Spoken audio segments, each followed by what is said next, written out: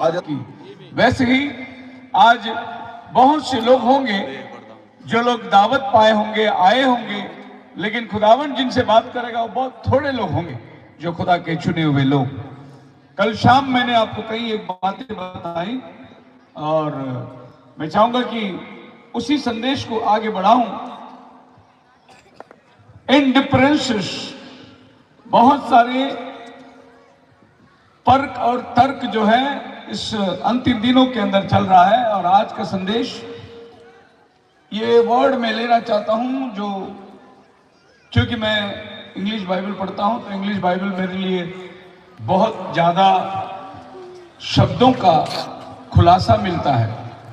शेष भाषा के अंदर ट्रांसलेशन में थोड़ी बहुत चेंजेस हो जाती है, लेकिन इंग्लिश में भी खाली केजेवी बाइबल आप पढ़ोगे, किंग जेम्स वर्जन, तो ही आपको ओरिजिनल मीनिंग या स्क्रिप्ट मिल सकती है। और ये इंग्लिश वर्ड बाइबल में ऐसा है, लेस्ट, लेस्ट दैट मीन्स नहीं, वो ऐसा है, ऐसा ना हो कि, ऐसा ना हो कि, बराबर है, वो ऊपर होगा। ये देखो ये वर्ड है लेस्ट, ऐसा ना हो कि। ये इंग्लिश में 4 ही शब्द वर्ड है, LEST, लेकिन हिंदी में अगर आप पढ़ोगे या आपकी भाषा में पढ़ोगे तो वो बड़ा लंबा मीनिंग है उसका। ऐसा ना हो कि, इंग्लिश में खाली लेस्ट ऐसे आता है बाइबल। तो आज शाम को मैं चाहता हूं ऐसा ना हो कि, कैसे ना हो, तुम भरमाए जाओ, ऐसा ना हो कि तुम फंसाए जाओ। तो मैं आपके बीच में एक जागृति लाना चाहता हूं। ऐसा ना हो, पौल कहता है कोलोसियों की कलीसिया को, ऐसा ना हो कि कोई तुम्हें आगे भरमाए, अपनी अपनी बातों में, चिकनी चुपड़ी बातों में तुम्हें गलत शिक्षण दे दे। और ये वो समय था जब कोलोसियों की कलीसिया में बहुत सारे झूठी भविष्यवाणी या भविष्यवक्ता आ चुके थे।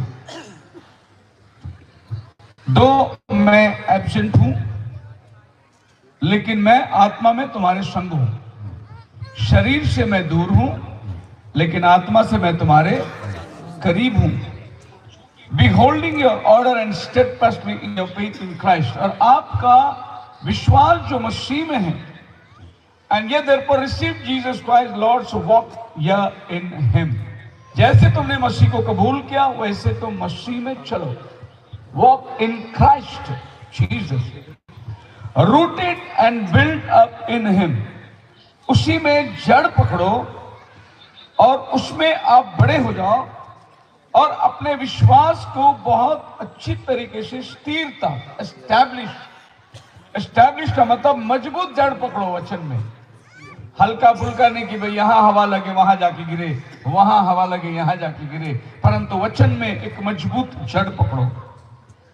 8 वचन में लिखा है, सावधान कहीं lest any man spoil you through philosophy and vain deceit। philosophy,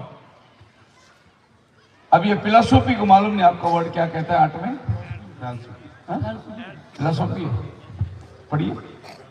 देखना किते कोई अपनी फैलसूफी ਅਤੇ ਲਾਗ ਲਪੇਟ ਨਾਲ ਤੁਹਾਨੂੰ ਲੁੱਟ ਨਾ ਲਵੇ, जो मनुखा दी रीता। कोई अगर अपनी ही तर्क वितर्क सोच समझ से तुम्हारे पास आए, ऐसा ना हो। मतलब पौल इस बात से डर रहा था या चिंतित था कि कलीसिया के अंदर झूठे उपदेशक लोग आ चुके हैं, इस बात से वो परेशान था। मैं आपसे विनती करता हूं कि आप जरा सोचिए, मान लो आपके घर में शाम के वक्त एक सांप घुस गया और घर का जो बुजुर्ग आदमी ने उसे देख लिया, तो वो आदमी बच्चों को नहीं बताएगा, परंतु वो आदमी सोएगा नहीं, वो डंडे लेकर जागता रहेगा कि कहीं ये निकलकर बच्चों के पास ना आ जाए। और जब तक वो उसे निकालकर बाहर नहीं फेंकता तब तक वो आदमी को चैन नहीं पड़ेगी। उसी तरीके से जब गलत शिक्षण कलीसिया में आ जाए तो पास्टर को भी ऐसी चैन नहीं पड़ती ये कहां से आ गया नया शिक्षण, ये कहां से नई डॉक्ट्रिन। और जब तक वो बाहर नहीं निकाल के फेंक देते आपको नींद नहीं आएगा। और जब कलीसिया के अंदर इस तरीके से शिक्षणों के अंदर तर्क वितर्क होता है तो बहुत बड़ा समस्या, और इसको कहते हैं झूठे शिक्षक। And false teachers infiltrated the congregation in Colossae, and these deceivers had influenced the Colossian Christians by introducing their own religion philosophy. अपने खुद के योजनाओं को उन्होंने कलीसिया में डाल दिया। Now the word philosophy जो है, जो पौल इस्तेमाल करता है, इस वर्ड की डिस्क्रिप्शन ऐसा है, it just mean love of wisdom। ज्ञान ढूंढने के चक्कर में रहते हैं, नया नया बातें, बुद्धि और ज्ञान के चक्कर में कि मुझे बहुत सारा चीज जानता है, नई नई बातें लोगों के सामने रखना, इसके लिए उसको फिलॉसफी को साथ लेना पड़ता है। फिलॉसफी का मतलब है नई नई बातें। और अभी आप नई नई बातें सुन रहे हैं कि नहीं? मैसेज के अंदर नई नई बातें आ रही है, कोई कुछ कह रहा है, कोई कुछ कह रहा है। वर्षों से हम लोग जो कहते थे, अभी बोले ये नहीं बोलना, अभी ये बोलना, अभी ये नहीं करना, अभी ये करना, अभी ऐसा नहीं करना, वैसा करना। ये सब जो विश्वासी जो 20, 25 साल, 30 साल, 40 साल जो मैसेज के अंदर बने हैं, आपको समझ में आता होगा कि आज मैसेज किस तरीके से। मैं प्रभु का धन्यवाद देता हूं कि मेरा जन्म मैसेज में ही हुआ है। मेरा जन्म मैसेज में हुआ है। मैं कोई डिनोमिनेशन में से मैसेज में नहीं आया। जब मेरी आंखें खुली, मेरी समझदारी हुई, तब से हम मैसेज में ही है। क्योंकि हमारे जो पास्टर थे वो भाई ब्रनम के साथ में बॉम्बे के 1954 की मीटिंग में थे। सो पहला बार बॉम्बे के अंदर ये मैसेज जो आई तो वो हमारे पास्टर के पास आई, जिसका नाम था ट्रेवर कॉनवे। वो एक एंग्लो इंडियन थे और भाई ब्रनम के पहले मैसेज को बॉम्बे में खड़ा रह के प्यार करने वाले वही बंदे थे। उसके बाद में बॉम्बे में अनेक पास्टर लोग जो उनके हाथ से बपतिस्मा पाए हैं, और तब ये मैसेज आगे हिंदुस्तान के अंदर फैलने लगी। लेकिन बॉम्बे की दिशा पहला। तो मैं इस बात को अच्छी तरह जानता हूं कि इस मैसेज के अंदर पुराने से पुराने बंदे, मैं अच्छे से उनसे वाकिफ हूं, और इस बंदर के इस मैसेज के अंदर किस तरीके से परिवर्तन आई, ये मैं बहुत अच्छे से अनुभव हूं। शायद आज बहुत से लोग मैसेज में आए होंगे, 20 साल 25 साल हो रहेंगे, लेकिन मुझे इस मैसेज के अंदर 40 साल हो गए। और इस मैसेज को मैं बहुत अच्छी तरीके से, और हमारे सामने बहुत सारी ऐसी झूठी हवाएं, बहकाने वाली हवाएं, बातें आके चली गई, लेकिन हम वहीं के वहीं रहे। उनके बहकाने में हम गए नहीं, क्योंकि हमने वचन को पकड़े रहे। और जिन्होंने वचन पर नजरअंदाज किए वो उसमें बहक गए। क्योंकि नबी खुद कहता है कि जो बातें मैं कह रहा हूं उसको वचन से मिलाकर देखो। अगर वो वचन में नहीं मिलता है तो तुम उसे छोड़ देना, अगर वो वचन में है तो तुम उसे पकड़े रहना। तो फिलॉसफी का मतलब है कुछ ना कुछ नई तौर तरीके को अपनाना, नए नई बातों को ढूंढ के निकालना। बहुत से लोग हैं जो इस मीटिंग में आना नहीं चाहते, लेकिन अभी ऑनलाइन सुनते होंगे। उनको सुनने की आदत है कि क्या बोल रहा है यहाँ पर, लेकिन सामने आने की हिम्मत किसी की नहीं होगी। वो पीछे बैठ के सुनेंगे और उसके ऊपर वो लोग कुछ ना कुछ तर्क निकालेंगे। इसको बोलते हैं फिलॉसफी को ढूंढने वाले लोग हैं। कल मैंने काफी देर आपको रख दिया, 10:30 की पार हो गई।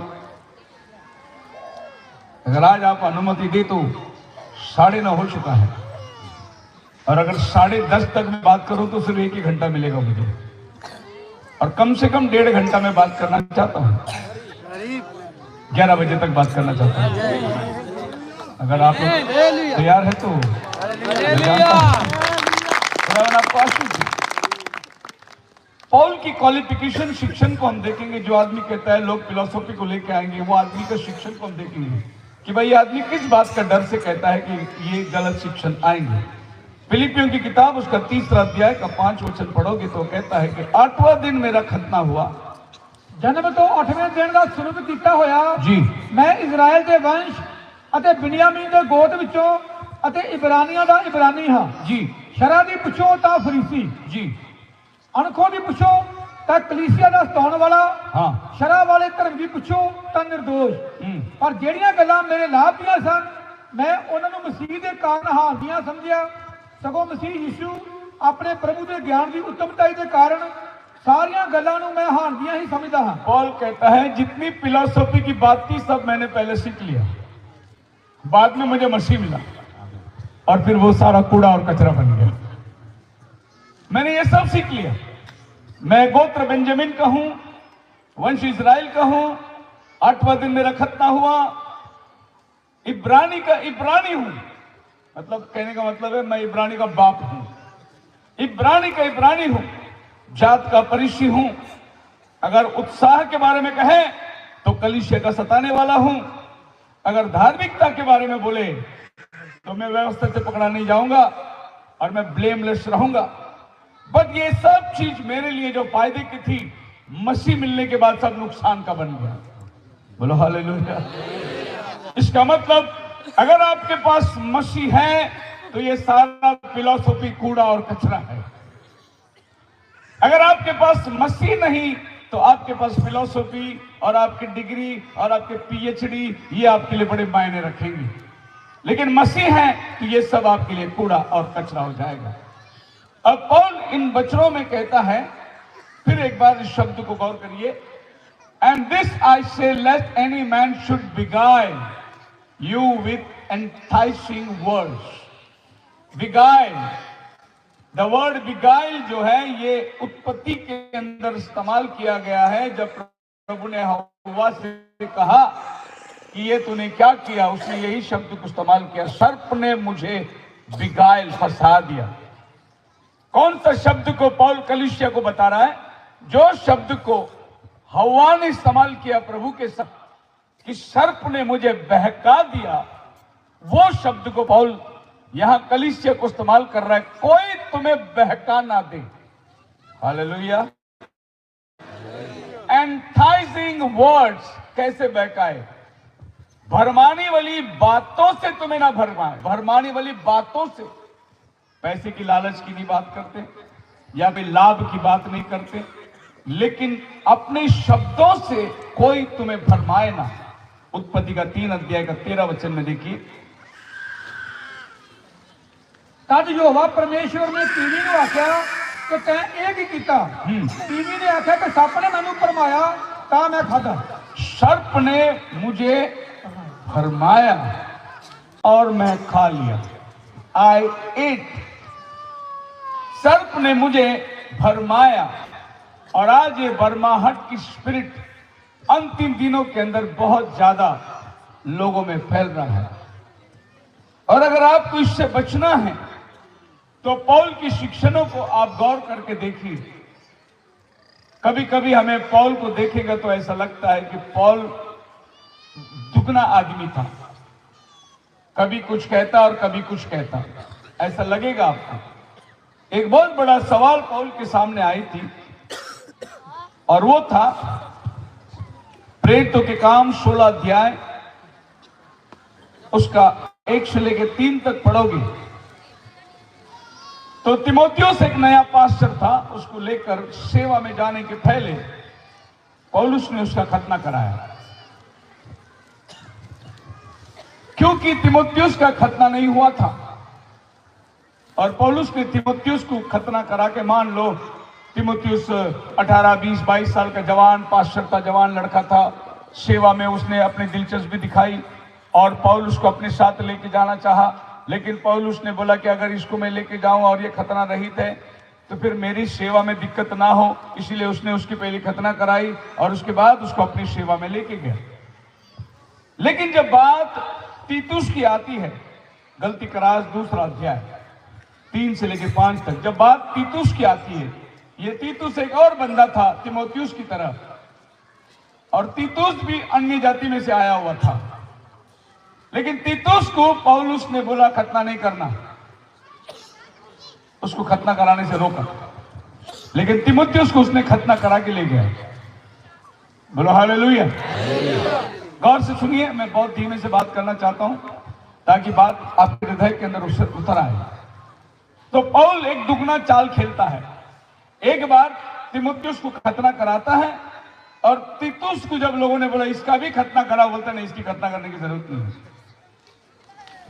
फिर सवाल यह उठता है कि पौल एक लोगों के लिए खतने की बात कर रहा है और एक लोगों के लिए बिन खतने की बात कर रहा है। तो फिर पौल ने क्या काम सही किया? पौल का काम ऐसा था कि जब उसने तीतुस को देखा तो तीतुस के मां और बाप दोनों भी यूनानी थे, गैर यहूदी थे। लेकिन तीमुथियुस का वैसा नहीं था। तीमुथियुस का पिताजी यूनानी था, लेकिन उसका मां यहूदी थी। अब ये दोनों की फैमिली बैकग्राउंड को लेके पौलुस उनको आगे लेके आ रहा है। तीतुस के मां और बाप दोनों भी यूनानी थे, और यहां पर तीमुथियुस का मां और उसकी नानी वो यहूदी थे, लेकिन उसका बाप यूनानी था। अब बाप यूनानी होने की वजह से उसने अपने बच्चे का खतना 8वां दिन होना चाहिए, नहीं कराया। किसी वजह से हो सकता है कि तीमुथियुस की मां का प्यार हो गया अन्य जाति लड़के के साथ, और बच्चा पैदा हो गया। जब अन्य जाति घर में रहे तो जैसे हम बपतिस्मा नहीं दे पाएंगे, ऐसा खतना नहीं कराया होगा उसका। लेकिन तीमुथियुस जब बड़ा हो गया तो पौल कहता है तेरी नानी यूनिस ने तुझे वचन सिखाया है। तेरी नानी यूनिस और तेरी माता, ये नहीं, ये लोग अन्य जाति में घर में रह के भी, अन्य जाति का बाप और पति रह के भी, ये लोगों ने बचपन से ही तीमुथियुस को प्रभु में बढ़ाया हो, अन्य जाति घर में रहते हुए। इसीलिए पौलुस ने क्या किया कि इसको यहूदी घराने के बारे में मालूमात है तो इसको खतना कराया। लेकिन तीतुस का उसने खतना इसलिए नहीं कराया कि ये अन्य जाति आदमी को अगर मैं खतना करके प्रभु में ले लूं तो फिर सुसमाचार की क्या वैल्यू रहेगी, फिर गॉस्पेल का क्या वैल्यू रहेगा। जो सुसमाचार मैंने अन्य जातियों के पास ले गया कि यीशु तुम्हें बचाता है, यीशु पर विश्वास करो, और मैं उन अन्य जातियों को अगर खतना कराने बोलूं तो फिर मैं उनको यहूदी बनने बोल रहा हूं। पहले तो मैं उनको यहूदी नहीं बनाना चाहता, मैं उसको मसीह देना चाहता हूं। बोलो हालेलुया। आज हम लोग सबको क्या बोलते हैं, पहला उसको हम लोग क्या बनाना चाहते हैं, उसको पहला बकरा बना के क्रिश्चियन बनाना चाहते हैं। नहीं, पहला उसको यीशु दे दो, आमीन। क्रिश्चियन वो अपने आप बनेगा, तुम उसको बनाने की कोशिश मत करो। आज हम लोग एक अन्य जाति को क्या करते हैं, एंड टाइम मैसेज बिलीवर बनाना चाहते हैं। नहीं, तुम मैसेज दो, एंड टाइम मैसेज बिलीवर वो खुद ही बन जाएगा। आमीन। आपको क्या देना है, संदेश देना है। लेकिन हमने क्या किया, नहीं, तुमको ऐसा कपड़ा पहनना पड़ेगा, तुमको ऐसा करना पड़ेगा, तुमको ये करना पड़ेगा, तुमको ये करना पड़ेगा, तुमको ऐसा चलना पड़ेगा। हम बिलीवर को बनाने की कोशिश कर रहे हैं। सो पौल कहता है कि ये तीतुस को बनाने की जरूरत नहीं, वो खुद ब खुद बन जाएगा। इसको खाली मसीहत देने की जरूरत है, मसीह कौन है वो देने की जरूरत है। और ये जो बातें आप देख सकते हैं कि पौल कितना बढ़िया डिसीजन लिया। और ये बाइबल जो आप अपने हाथ में पकड़े हुए हैं, इसमें पौलुस ने 14 किताब लिखा। अगर ये 14 किताब पौल का बाहर निकाल दे तो आपके पास बाइबल में क्रिश्चियनिटी नहीं रहेगी, मसीहत जो है वो बाइबल में नहीं मिलेगी आपको सिर्फ सुसमाचार से, मत्ती, मार्क, लूक, जॉन से खुश रहना पड़ेगा। लेकिन पौलुस के आने से इस बाइबल के अंदर 14 किताब ऐड कर दिए गए। 13 किताब तो उसका डायरेक्ट लिखा हुआ है, 14वीं किताब जो है वो स्कॉलर लोग को मालूम नहीं कौन लिखा है, लेकिन उसका भाषांतर देखने के बाद स्कॉलर लोग को यह समझ में आया कि पौलुस के अलावा इसे कोई नहीं लिख सकता। वो है आपका बाइबल का इब्रू किताब। इब्रानी किसने लिखा ये अभी तक किसको मालूम नहीं, लेकिन इतनी भेद की बात जो लिखा है वो पौलुस के सिवा कोई लिख नहीं सकता। इसीलिए लोगों ने मान लिया कि यह किताब पौलुस ने लिखा होगा। और पौलुस को अगर आप बाहर निकाल दो तो यरूशलेम के बाहर मसीहत नहीं जा सकती थी, क्योंकि प्रेरित की 9 अध्याय के अंदर पौल की चुनावट इसीलिए हुई कि सुसमाचार यरूशलेम से बाहर चले जाए। पढ़िए उसका 9 का 15 वचन, प्रेरितों के काम 9 का 15। पर प्रभु ने उन्हें आख्या, हाँ। तू चलिया जा ਕਿਉਂ ਜੋ ਉਹ ਮੇਰੇ ਲਈ ਇੱਕ ਚੁਣਿਆ ਹੋਇਆ ਵਸੀਲਾ वो मेरे लिए एक चुना हुआ पात्र है। ਭਾਈ ਪਰਾਈਆਂ ਕੌਮਾਂ ਅਤੇ ਰਾਜਿਆਂ ਅਤੇ ਇਜ਼ਰਾइल ਦੀ ਅੰਸ਼ ਅੱਗੇ ਮੇਰਾ ਨਾਮ ਪਹੁੰਚਾਵੇ। राजाओं के सामने, अन्य जातियों के सामने मेरे नाम को ले जाने के लिए मेरा चुना हुआ बर्तन है। अगर ये बर्तन नहीं चुना जाता तो जेरूसलम के बाहर सुसमाचार कभी नहीं जाती। इसलिए पौलुस का बहुत बड़ा मायना, और आज आप और हम पौलुस के जीवन से कुछ बातों को सीखेंगे कि हम समस्या का हल कैसे कर सकते हैं। अगर हमारे कलीसिया में, डॉक्ट्रिन में, सिद्धांतों में, हमारे विश्वास में समस्या उठ के खड़ी रही तो इसका हल कैसा करना है यह पौलुस से सीख सकते हैं। क्योंकि पौलुस बहुत जबरदस्त आदमी था। पूरी फिलॉसफी पढ़कर, पूरी उसने उस समय की जितनी भी जातियां थी, जितने भी मजहब थे, उन सब का किताब पढ़कर उसने ये बाइबल को लिखा है।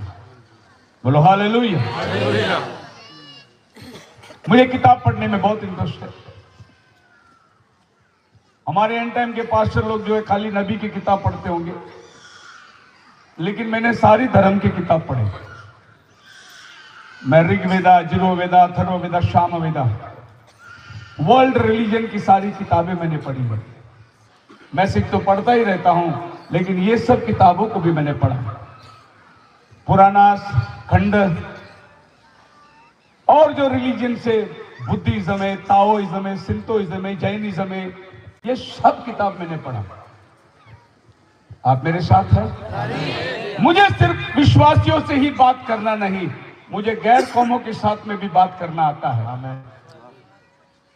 अगर एंड टाइम का मैसेज को किधर स्टेज में खड़ा कर दे पास्टर, वो खाली बोलेगा नबी ने बोला, नबी ने बोला, नबी ने बोला, क्योंकि नबी के बाद उसको कुछ नहीं मालूम है।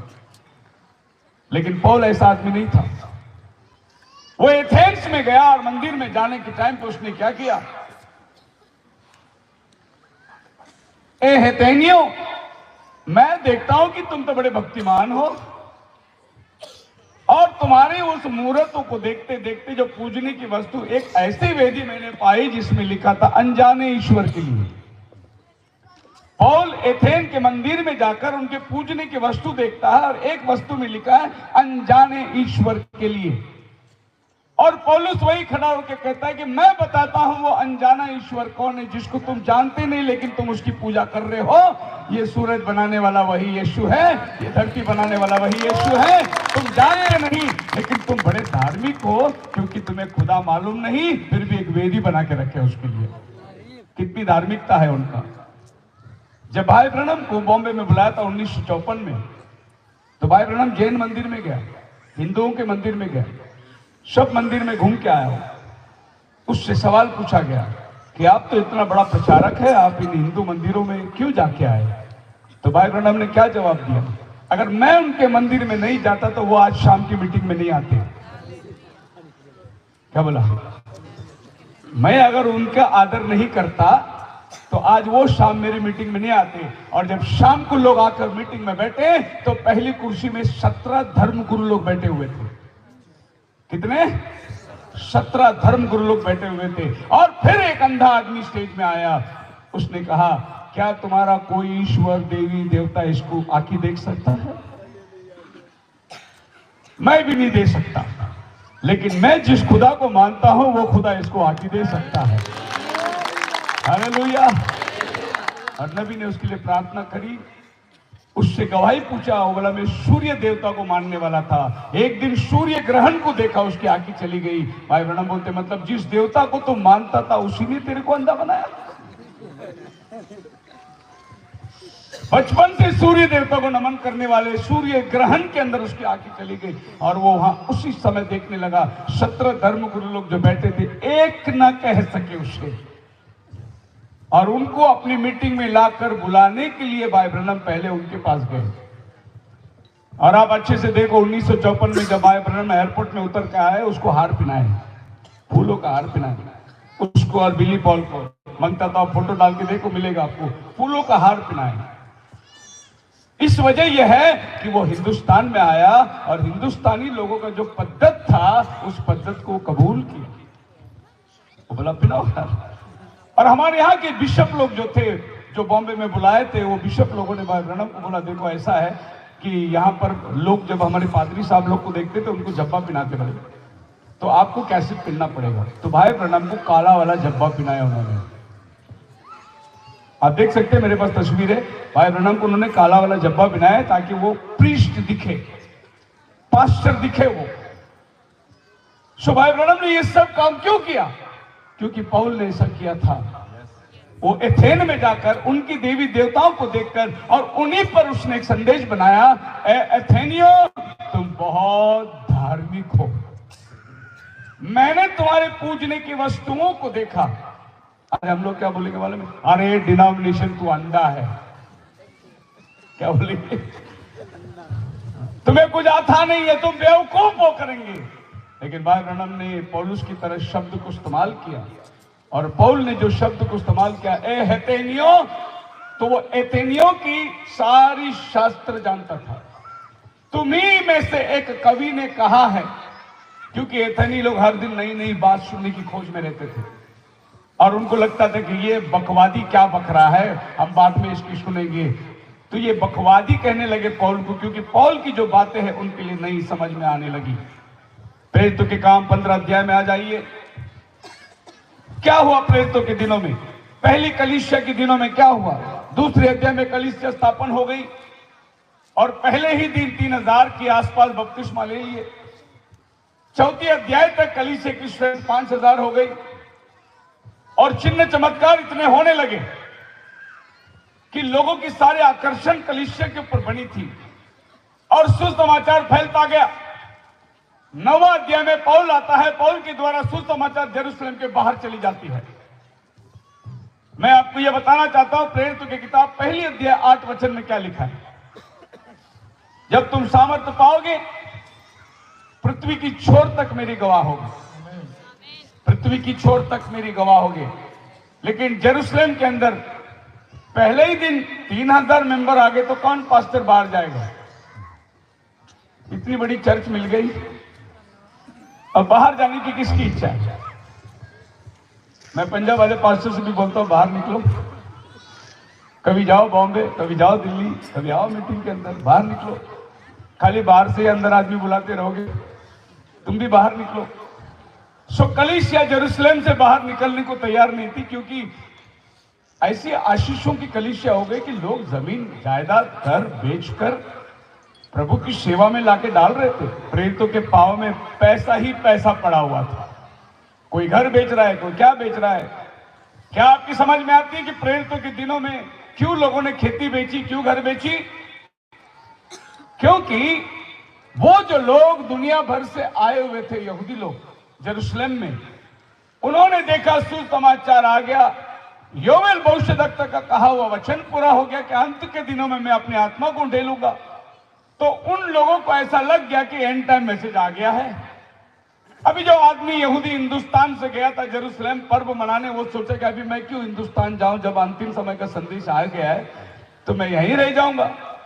तो कलीसिया के अंदर कहीं एक लोग जो आए थे वो जाना नहीं चाहे, तो कलीसिया पर भार पड़ गया। अब कलीसिया के अंदर रहने वालों ने क्या किया, अपनी अपनी जमीन, जिसके पास 2 खेती थी, जिसके पास 2 घर था, बेचा और वो लाकर प्रेरितों को दिया। बोला कि ये जो लोग आए हैं इनके लिए इंतजाम करो, सब उनका रहने का इंतजाम, खाने का इंतजाम, और उनको अगर घर चाहिए तो घर दिला दो। इसीलिए लोगों ने अपना घर बेचकर प्रभु के पैरों पे लाके रख दिए। बोलो हालेलुया। लेकिन आज उल्टा है, आज का सेवा वैसा नहीं है। वो सेवा थी घर बेचकर सुसमाचार बढ़ाते थे, आज का सेवा सुसमाचार में आकर घर बढ़ा रहे हैं। उल्टी सेवा है आज। उन दिनों में पौल जो अरबोपति था, 8 करोड़ का मालिक था, जब प्रभु में आया वो तीमुथियुस को कहता है मेरे कोट उधर है, लेके आजा, बहुत ठंडी लग रही है यहाँ पर। लेकिन आज यहाँ पर झोला लेके बाइबल पकड़ के प्रभु में आता है और बाद में मर्सिडीज कार में घूमते रहते हैं। सेवा बिल्कुल उल्टा हो गया। वहां मसीहत के लिए लोग भिखारी बनते थे, आज यहाँ भिखारी मसीहत में आके अरबोपति बन रहा है। आप मेरे साथ हैं जी। सच्चाई प्रचार करना मुझे पसंद है बहुत, और जो खरा है उस, आप बोल सकते हैं पास्टर जी आप गलत बोल रहे इस बात को, मैं दावे कहते हूं और मैं प्रचार करता हूं ना, मैं बंधा हुआ हूं मेरे प्रचार के लिए। मैं आपका हर सवाल का जवाब देने के लिए बैठा हूं। ये नहीं मैं प्रचार करके भाग गया, नहीं। अगले शनिवार तक मैं पंजाब में हूं। इस प्रचार के बारे में किसी को भी कुछ पूछना है आप मुझसे पूछ सकते हो, क्योंकि मैं जो प्रचार करता हूं मैं उससे बंधा हुआ हूं। अब ये वचन को हम लोग ऐसा पढ़ेंगे, and certain man which came down from Judea, 15:1 प्रेरितों का। कई आदमी यूदिया तो आन के भाइयों को सिखाने लगे, कई आदमी जुडिया से आकर भाइयों से कहने लगे, जे मूसा की रीत के अनुसार तुम्हारी सुनत ना कराई जावे हाँ, तां तुम्हारी मुक्ति नहीं हो सकती। कई लोग आ गए जुडिया से जेरूसलम में और उन्हें कहने लगे, भाइयों जब ये अन्य जाति लोग अंदर आ रहे हैं तो इनका पहला खतना कराना मूसा की रीत के अनुसार। कहीं एक भाई लोग आ गए जेरूसलम में, जब अन्य जाति विश्वास में आने लगे, लोगों से कहने लगे कि देखो भाइयों अभी अन्य जाति आ रहे हैं पर पहले इनका खतना कराओ, नहीं तो इसको चर्च में मत लेना। कहीं एक भाई लोग आ गए, कहां से आ गए, कहां से आ गए, चलो इसको हम लोग ऐसा पढ़ेंगे, कहीं से कोई आ गए, उसको हम लोग बोलेंगे दिल्ली से आ गए और कहने लगे कि भाई ये ऐसा नहीं ऐसा है। कई लोग आ गए, कहीं से भी आ सकते, बॉम्बे से भी आ सकते जैसा मैं आया। कहीं से कुछ लोग आ गए और कुछ कहने लगे और कलीसिया में गड़बड़ी हो गई, समस्या खड़ी हो गई कलीसिया में। देखिए मैं आपको कहना चाहता हूं, मैसेज जब हिंदुस्तान में आया था प्योर मैसेज आया था, लेकिन इस मैसेज के अंदर जितनी गुमराहट आज है ये भी बाहर से ही आया है। ये हिंदुस्तानी लोग ने पैदा नहीं किया, ये बाहर से आया हुआ शिक्षण है। मैं बताऊंगा आपको कितने शिक्षण बाहर से आए, इसीलिए मैंने पहले बोल दिया 11 बजे तक आप बैठे रहोगे तो मैं सब बताऊंगा आपको। शिक्षणें बाहर से आई, बेचारे अंदर जो बोले लोग थे, कोई इसकी तरफ झुक गए, कोई उसकी तरफ झुक गए। और क्या हुआ कि ये भाई पंजाब में रहता है, मैं बॉम्बे में रहता हूं, हम दोनों के बीच में 2000 किलोमीटर का फर्क है, लेकिन हम दोनों भाई को बीच में दीवार बांधकर हम दोनों को अलग करने वाला वो 50,000 किलोमीटर दूर रहता है, लेकिन वहां से आकर उसने हम दोनों के भाई के प्रेम को अलग कर दिया और बोला तुम इनसे बात मत करो, तुम इनसे बात मत करो। ये शिक्षण कहां से आई, जुडिया से आई। लेकिन 6वें वचन में आप पढ़ोगे तो जेरूसलम की कलीसिया देखिए इसको कैसे टैकल करता है। तां रसूल अते बुजुर्ग इकट्ठे होए कि इस गल नूं सोचण। हालेलुया। लेकिन कलीसिया वाले जो अंदर थे वो सब बुजुर्ग लोग इकट्ठे हुए, बोले भाई ये नई बात आई, इसके ऊपर हमें चर्चा करना है, इसके ऊपर हमें विचार विमर्श करना है। पेंतिकोस्त का दिन जब पवित्र आत्मा उतरा था वो तो यीशु समाचार दिया नहीं, उसने खाली बोला पश्चाताप करो, पाप की क्षमा के लिए प्रभु यीशु मसीह के नाम से बपतिस्मा ले लो और तुम में से जितनों ने, हर एक व्यक्ति के लिए पाप की क्षमा का यही रास्ता है। पतरस ने पेंतिकोस्त का दिन आत्मा से भर के प्रचार किया, लेकिन दूसरा एक प्रचार आया कि अन्य जातियों का खतना कराओ। भाई ये बात तो पेंतिकोस्त का दिन हुआ नहीं, पर अभी ये कैसे हो गए। सो आज जो नई बातें आपके कान में पड़ती हैं, सोचो कि ये तो संदेश के दिनों में हुआ नहीं, आज ये कहां से आ गई। सो कलीसिया के एल्डर लोगों ने मिलकर, पुरनिये लोगों ने मिलकर उसके ऊपर एक चर्चा रखा। बोलो हालेलुया। अगर पंजाब के सब लोग मिलकर कोई एक नई बात आती, सब एल्डर लोग मिलकर अगर बैठकर उस पर विचार विमर्श करेंगे तो कलीसिया भटकेगी नहीं, कलीसिया स्थिर होती जाएगी और मजबूत होती जाएगी। Praise the Lord. God has no difference in us and in them. अब इसमें उठकर खड़ा हो गया 15 अध्याय उसका 8 वचन के अंदर। अते परमेश्वर ने जो अंतर्जामी है जिहा सानू तिहा ही ਉਹਨਾਂ ਨੂੰ ਵੀ ਪਵਿੱਤਰ ਆਤਮਾ ਦੇ ਕੇ ਉਹਨਾਂ ਉੱਤੇ ਸਾਖੀ ਦਿੱਤੀ। हाँ, अते निश्चय नाल ਉਹਨਾਂ ਦੇ परमेश्वर ने अन्य जातियों को भी पवित्र आत्मा दिया, जैसा उसने हमें पवित्र आत्मा दिया, उन्हें प्रभु ने हमारे अंदर शामिल कर दिया और उनके मनों की शुद्धिकरण हुई। तो तुम परमेश्वर की परीक्षा क्यों कर रहे हो? जब अन्य जाति लोग के अंदर आत्मा उतर कर आई, वे भी हमारी तरह अन्य भाषा बोल रहे हैं। अब जब खुदावन ने इनकी पक्षपात नहीं किया तो तुम क्यों पक्षपात कर रहे हो? ऐसे कलीसिया के लोग एकत्रित होकर बात करने लगे। अब इनमें एल्डर माना जाता था पतरस, याकूब, यूहन्ना, ये 3 बड़े पुरुष थे। इनमें से पतरस ने बात किया कि हम तो गैर कामों के घर में गए थे, वहां भी पवित्र आत्मा उतरी। हम कुरनेलियुस के घर में गए थे, वहां भी पवित्र आत्मा उतर गई। अब मैं जान गया कि परमेश्वर पक्षपात नहीं करता, उद्धार का मार्ग प्रभु ने सबके लिए खोल के रखा है। लेकिन अभी ये 3 व्यक्तियों में से एक और आदमी उठता, उसका नाम है याकूब। 13 वचन में कहता है, और जहां वो चुप होए तां याकूब अगों कहन लगा, हे भाइयों मेरी सुनो। हे भाइयों मेरी सुनो। शमौन ने दस्या है कि किस प्रकार परमेश्वर ने पहला पराइयां कौमां उत्ते निगाह कीती ਤਾਂ ਜੋ ਉਹਨਾਂ ਵਿੱਚੋਂ ਇੱਕ ਪ੍ਰਜਾ ਆਪਣੇ ਨਾਮ ਦੇ ਲਈ ਚੁਣੇ जी। ਅਤੇ ਨਬੀਆਂ ਦੇ ਬਚਨ ਇਸ ਨਾਲ ਮਿਲਦੇ ਹਨ। 20 वचन में आ जाइए। ਸਗੋਂ ਉਹਨਾਂ ਨੂੰ ਲਿਖ ਭੇਜੀਏ। उन्होंने निर्णय लिया। अभी एक फैसला लेना बहुत जरूरी है। चर्चा हो गई, अभी एक फैसला लिया। फैसला क्या लिया पता है? हम अन्य जातियों को चिट्ठी लिखकर भेजेंगे कि तुम मूर्ति पूजा से बचे रहो, व्यभिचार से बचा रहो, गला घुटे हुए मांस से बचो। बस इतना हम लोग चिट्ठी लिख के उनको भेजेंगे, बाकी की बात बाद में देखेंगे।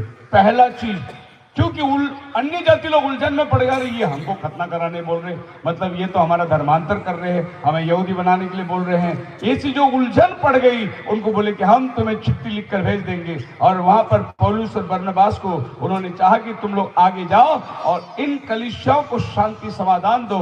अब ये 29 में लिखा है, व्यभिचार से बचे रहो, मूर्ति पूजा से बचे रहो, गला घोटे हुए मांस से बचे रहो, और वो खून जो बहता है, गला घोटे हुए मांस से जो खून, उससे बचे रहो। ऐसे 3-4 पॉइंट बनाए और कलीसिया को बोले इतना काम तुम करो, बाकी सब चीजों को छोड़ दो। खतना करना नहीं करना, यहूदी में आना नहीं आना, वो सब बातों को चिंता मत करो। इन 3 बातों से तुम लोग आगे बढ़ो। बोलो हालेलुया। एक निर्णय निकाला, एक फैसला निकाले। कलीसिया के यरूशलेम जो बड़े माने जाते थे, जो एल्डर माने जाते थे, उन्होंने चिट्ठी लिखकर अन्य जाति की कलीसिया में जो गड़बड़ी हुई थी, उस कलीसिया को उन्होंने सांत्वन दिया, उनको समाधान किया, बोला कि कोई घबराने की जरूरत नहीं, हम लोग अभी ऐसा फैसला करेंगे। आगे हम लोग देखते हैं उसकी 24 वचन के अंदर उस चिट्ठी में उन्होंने ये भी लिखा, जा असा सुनिया जे कई साडे विचों निकले, हमने सुना था, साडे विचों निकले, हमारे बीच में से कुछ ब्रदर लोग उधर आए। क्या लिख रहा है चिट्ठी में? हमारे बीच में से कुछ भाई लोग तुम्हारे पास आकर कुछ नई नई बात सिखा दिए, ऐसा सुना था। लेकिन याद रखना, ये must be circumcised, keep the law to whom you must be attend commandment. तुम्हें खतना कराना पड़ेगा, तुम्हें व्यवस्था का पालन। जी, यहूदियों के पास में व्यवस्था की ढेर लगी पड़ी थी, क्या खाना नहीं खाना, क्या पहनना, क्या मानना, क्या करना, और वो लोग कानून में बहुत माहिर थे। और अन्य जाति लोगों को इतना कुछ मालूम नहीं था। उन्होंने प्रभु को उद्धार करता जान लिया, अंदर आ गए, लेकिन इतनी सारी व्यवस्था, डूज एंड डोंट जो है, बहुत हो गया ज्यादा। और फिर आदमी छोड़कर बोला चलो ये दुनिया से हम वो बाहर की दुनिया ही बड़ा अच्छा रहेगा। बहुत से लोग चले गए बाहर, क्योंकि उनको लगा कि ये तो हमें दबाव डाल रहे हैं, ये हमें प्रेशराइज कर रहे हैं, इसीलिए लोगों ने मसीहत को छोड़ भी दिए।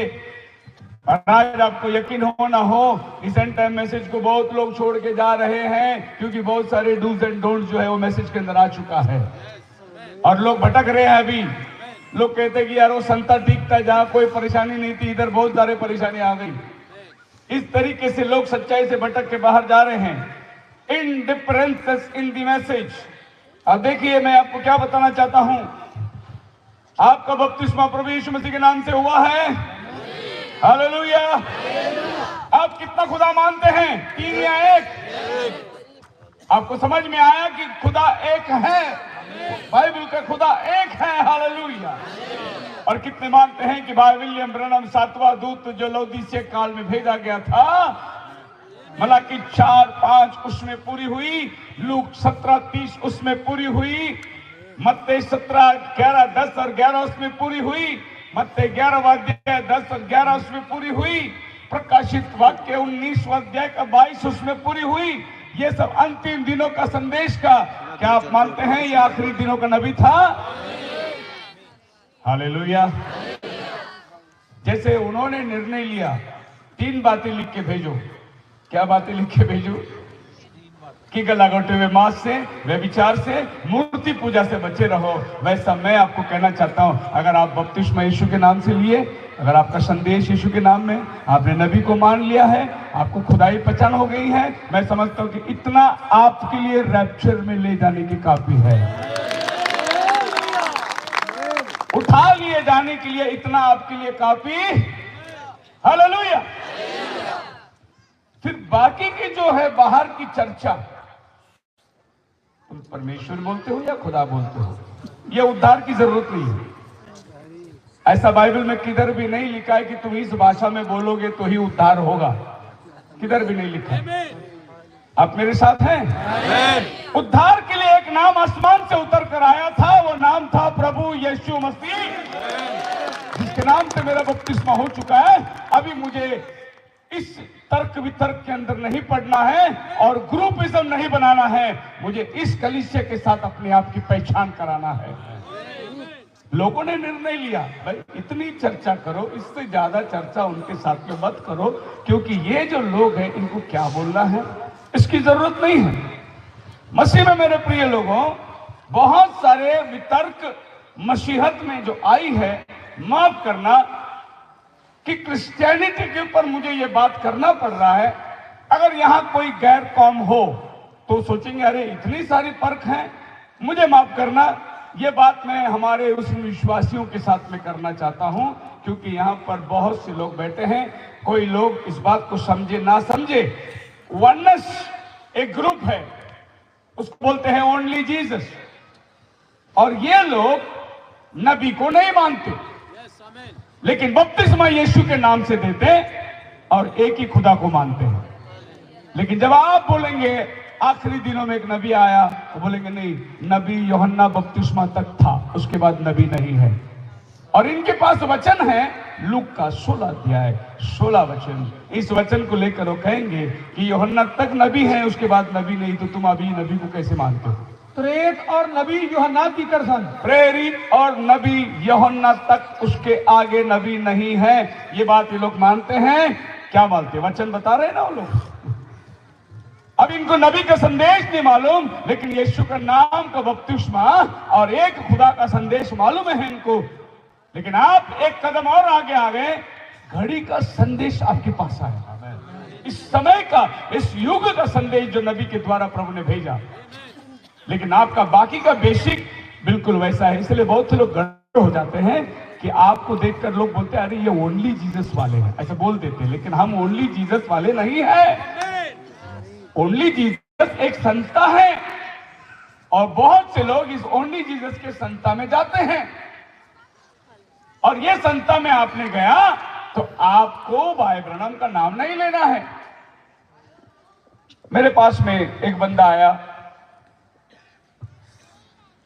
और मुझसे कहा कि आपका बहुत बढ़िया संदेश है पास्टर, कलीसिया आपका बहुत बढ़िया है, एक चीज खाली मैं आपसे विनती करता हूं। मैं एक कलीसिया से आया हूं और उस कलीसिया की ब्रांच इंडिया में खोलना चाहता हूं,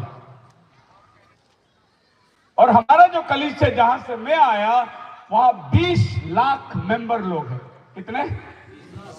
और पास्टर 4000 पास्टर है। इतनी बड़ी कलीसिया से मैं आया हूं। हिंदुस्तान के अंदर एक कलीसिया स्थापन करना, आपको जमीन खरीद के देंगे, आपको गाड़ी घोड़ा घर सब करके देंगे, आप खाली भाई ब्रनम का नाम लेना छोड़ो, बाकी सब ठीक है। आपका बपतिस्मा वही है, आपका एक खुदा का संदेश वही है, खाली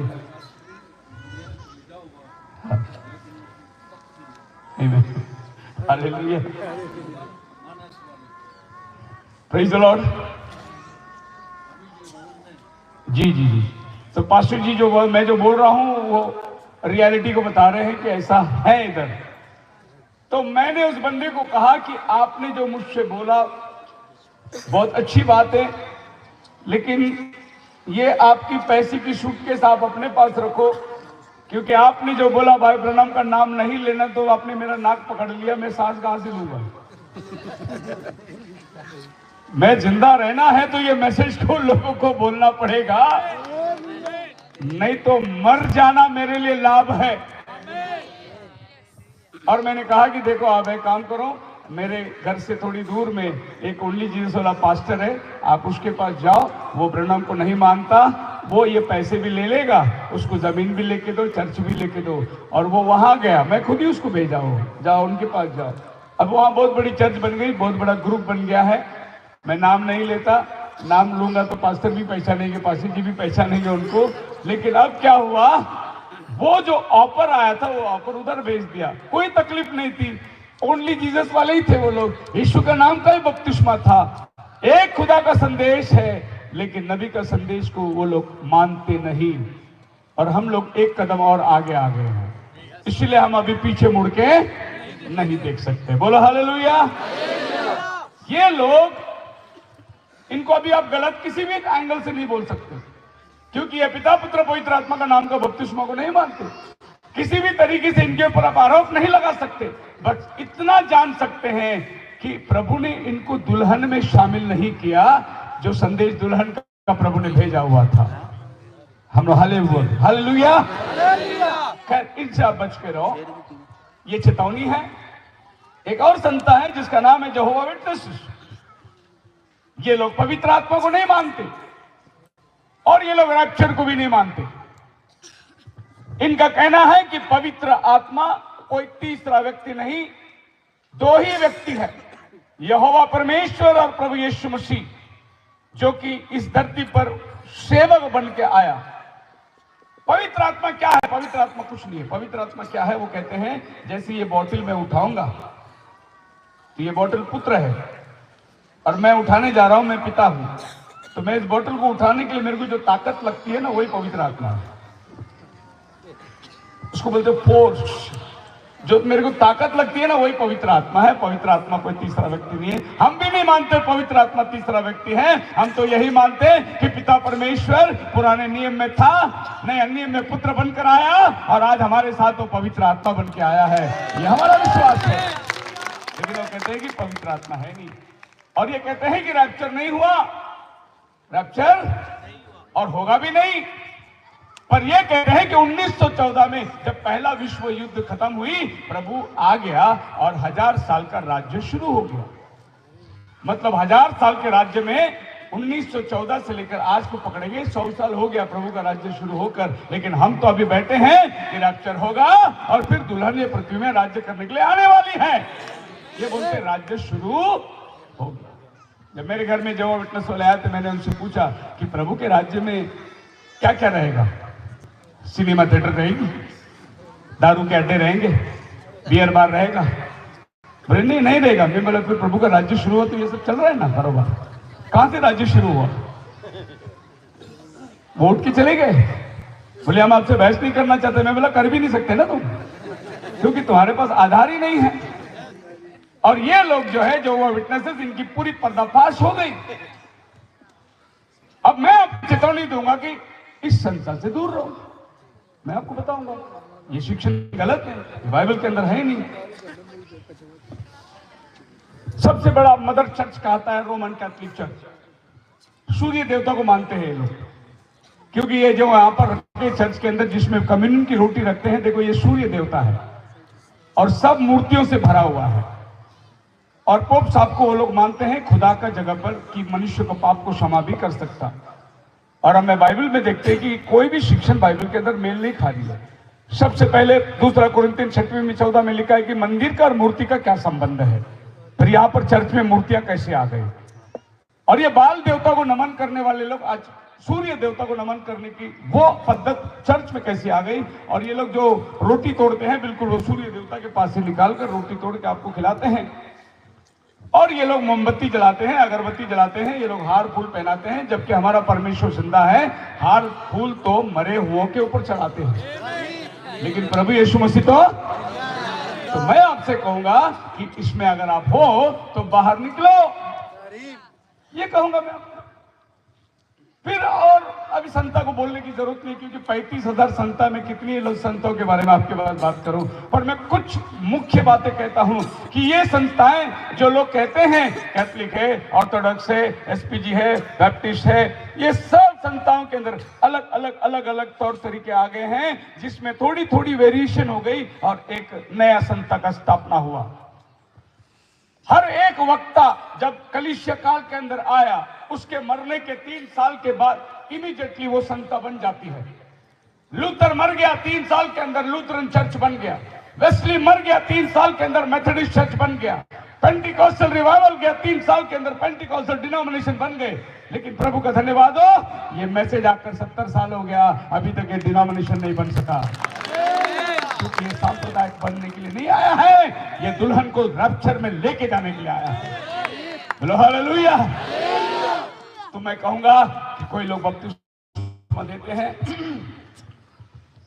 कोई 3 बार डुबा देते हैं, पिता के नाम से, पुत्र के नाम से, पवित्र आत्मा के नाम से 3 बार डुबाते हैं। मैं इनसे सवाल पूछता हूं कि हमारे लिए क्रूस पर केवल प्रभु यीशु मरा, पिता कब मरा, पवित्र आत्मा कब मरा? तुम बपतिस्मा में सबको मार रहे हो, पिता को बिगाड़ रहे हो, पवित्र आत्मा को बिगाड़ रहे हो। अरे पवित्र आत्मा हमारे लिए मरा नहीं, और पवित्र आत्मा मर नहीं सकता, इसीलिए तो वो देहधारी होकर आया मरने के लिए। चलो इसकी तो समस्या हल हो गई कि ये 3 बार पीछे डुबाता है, दूसरा संस्था वो 3 बार आगे डुबाता है। अभी आगे और पीछे डुबाने का 2 संस्था हो गया, तीसरा एक और संस्था हो गया, वो बोलता हम आगे भी नहीं डुबाते, पीछे भी नहीं डुबाते, हम सीधे सीधे डुबाते हैं। ये एक चौथा संस्था शुरुआत हो गया। मैं बता रहा हूं ग्रुप कैसे बनते हैं और उनकी सिद्धांत में फर्क कैसा होता है, और ये धीरे धीरे चले। ओ बोले नहीं हम तो अभी डुबाने की बात नहीं करते, अब कौन नदी में जाएगा, कौन पानी में, हम तो कटोरे भर पानी लेके आके चर्च में छिड़क देते सर। यही बपतिस्मा दे दिया उसको। अब ये बपतिस्मा जो है, बपतिस्मा का मतलब ही डूबना, डुबाना। इन्होंने कटोरे भर पानी ले आकर इधर छिड़क दिए और बपतिस्मा हो गया। मैं उनको पूछता हूं, जब तुम्हारे घर में कोई मर जाए तो क्या उसके सर पे मट्टी छिड़क के आते हो या खड्डा 4 फुट खोद के अंदर गाड़ के आते हो? क्योंकि बपतिस्मा का मतलब प्रभु में मारे जाना, प्रभु में गाड़े जाना और प्रभु में जी उठना। हालेलुया, ये बपतिस्मा का अर्थ है। पर इन्होंने बपतिस्मा का अर्थ को खा गया, अपने छिड़काव के अंदर चला गया। और अभी नया संत आया है, आपको बपतिस्मा लेने की जरूरत नहीं, वो लोग पेपर देंगे, आप साइन करके भेज दो, आपका बपतिस्मा हो गया। अब न छिड़काव की जरूरत, न डूबने की जरूरत, सिर्फ सिग्नेचर कर दो, आपका बपतिस्मा। अब मैं कहूंगा इनसे दूर रहो, क्योंकि ये बाइबल में नहीं पाई जाती है।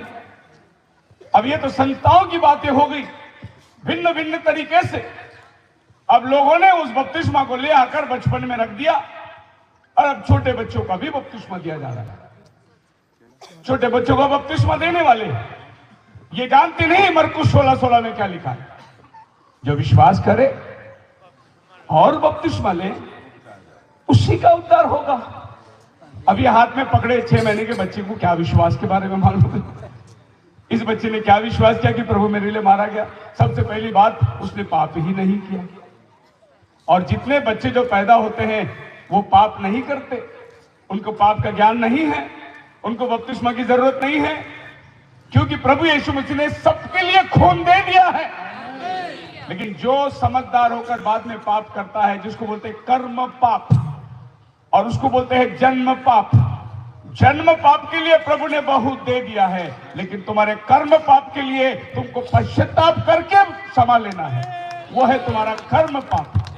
और हमने बपतिस्मा लिया हमारे कर्म पाप के लिए, जन्म पाप के लिए नहीं लिए, क्योंकि जन्म पाप मेरे गलती की वजह से नहीं हुआ, वो मेरा बाप आदम की गलती की वजह से मेरे पाप में था, और उसका दोषी मैं नहीं हूं। आदम ने गलती किया, मैं क्यों दोषी बनूं? मैं खुदा से सवाल पूछ सकता हूं, मैं गलती नहीं किया, मेरे माँ बाप ने गलती किया, उन्होंने फल खाया, मुझे क्यों पापी ठहराते? प्रभु बोला कबूल है, इसके लिए मुफ्त में खून दे रहा हूं, इसके लिए मुफ्त में। लेकिन जो पाप तूने किया उसका प्रायश्चित तो तुझे करके आना है। और तब मैं प्रायश्चित किया, प्रभु मैं गुनहगार हूं और मैंने पापों की क्षमा पाई है। बोलो हालेलुया। ये बपतिस्मा का रीत और रिवाज आपको बाइबल सिखाती है। अब ये दुनिया और डिनोमिनेशन से निकलकर बाइबल में अपने को ये बड़ी पुकार मिली, उसमें से निकल आओ मेरे लोगों, और हमें प्रभु ने उसमें से बाहर निकलने के लिए कहता है। पर इस अंतिम दिनों के संदेश में आ जाओगे तो यहाँ भी बहुत सारी चीज चली आ गई। जैसे वहां जुड़िया से लोग गए अन्य जातियों के पास और जाकर उनको बताया कि तुम्हें खतना करना पड़ेगा, वैसे आज हमारे पास कभी अफ्रीका से आ जाते, कभी अमेरिका से आ जाते, कभी न्यूयॉर्क से आ जाते, कभी कनाडा से आ जाते, आके कुछ ना कुछ नई बात बोल के चले जाते। और फिर उसको समझाने के लिए हमारे यहाँ के एल्डर लोग, हमारे यहाँ के पास्टर लोग, वो समझाने को नहीं चाहते। वो सोचते कि चलो मिल गया नया रेवलेशन, वो अलग हो जाते। पर हम सब लोग जेरूसलम की चर्च के समान, उन पुर्नियों के समान, उन एल्डरों के समान हम लोग सब एकत्रित होकर उस विषय के ऊपर चर्चा करना बहुत जरूरी है। क्योंकि पहला चर्च ने किया था, आज यह ओमेगा चर्च है, आपको भी बैठ के चर्चा करना जरूरी है। आप मेरे साथ हैं? 1996 में, 96 में एक हिंदुस्तान के अंदर बड़ी बेदारी आई थी और इसको कहते हैं 7 थंडर, 7 गर्जन। ये हिंदुस्तान में जब पैर रखे थे और पहला आदमी जो इस थंडर को लेकर आया था उसका नाम था जोसेफ पशावा, युगांडा से आया था। इसकी पहली मीटिंग हुई बॉम्बे में, अंधेरी में, जिसका पहला ट्रांसलेशन मैं खुद किया था।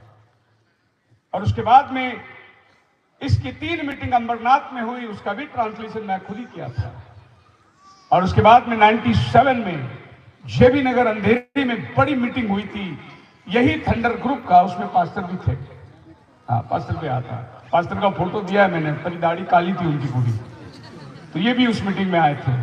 और उसी मीटिंग में हमारी मुलाकात हुई थी। शायद वही मीटिंग था जिस मीटिंग में रात को 11 बजे पानी खत्म हो गया था, खाने पीने को पानी नहीं थी, और मैंने कहा कि खाना परसों पानी खुदावन दे देगा, और रात को 11 बजे म्युनिसिपलिटी नल में पानी आ गई। ये बहुत बड़ा चमत्कार था। वहां का वॉचमैन आके बोला, अरे यहाँ से कैसे पानी आ रही, रात को पानी तो सवेरे आती है। मैं बोला खुदा ने भेज दिया, नल खोल के सारा पानी। 500 लोग खाना खाए उस रात 11-12 बजे के टाइम। पानी देने वाला खुदावन खुद था, और वही हमारी मुलाकात हुई। बोलो हालेलुया। कि परमेश्वर चमत्कारी है, बोलो हालेलुया। और हमारे एंड टाइम वालों के लिए चमत्कार बीत गई है। अब एंड टाइम वाले बोलते हैं कि हम वचन में इतने आगे बढ़ गए, अब चमत्कार को बहुत पीछे छोड़ के आ गए। लेकिन हमारा खुदा आज भी है, चमत्कार करने वाला खुदा है। वो कल आज युगान योग। एक बार पुणे शहर में, जो बॉम्बे से 150 किलोमीटर दूर, एक कन्वेंशन थी, और उस कन्वेंशन में मैं प्रचारक था। और हम लोग गए कम से कम सवेरे, हम लोग रात को 12 बजे बॉम्बे से यात्रा निकले, सवेरे 5 बजे हम पुणे पहुंच गए, और हमने सामान सब गाड़ी से उतारी। और उसके बाद में हम लोग बोले चलो खड़े रह के दुआ करेंगे। ऐसे मैदान था और मैंने दुआ करी, बोले प्रभु यहाँ पर कोई कमी हो अगले 3 दिन तू पूरा कर। हमें नहीं मालूम यहाँ के आयोजित क्या है, लेकिन तेरा मैसेज, तेरे लोग यहाँ आने वाले हैं, और कम से कम 100 से अधिक लोग वहां रहने वाले, खाना पीने करने वाले, उनका इंतजाम हुआ था। और मैंने आमीन बोला। बिल्कुल ग्राउंड के पास में एक दीवार थी, बहुत बड़ी पाइप फट गई और जो पानी ऊपर निकला, और जो मीटिंग लगाने वाला भाई था वो भाग के गया, बोला पानी फट गई। वापस दौड़ते आया, बोला पास्टर गजब हो गया। मैं बोला क्या हुआ?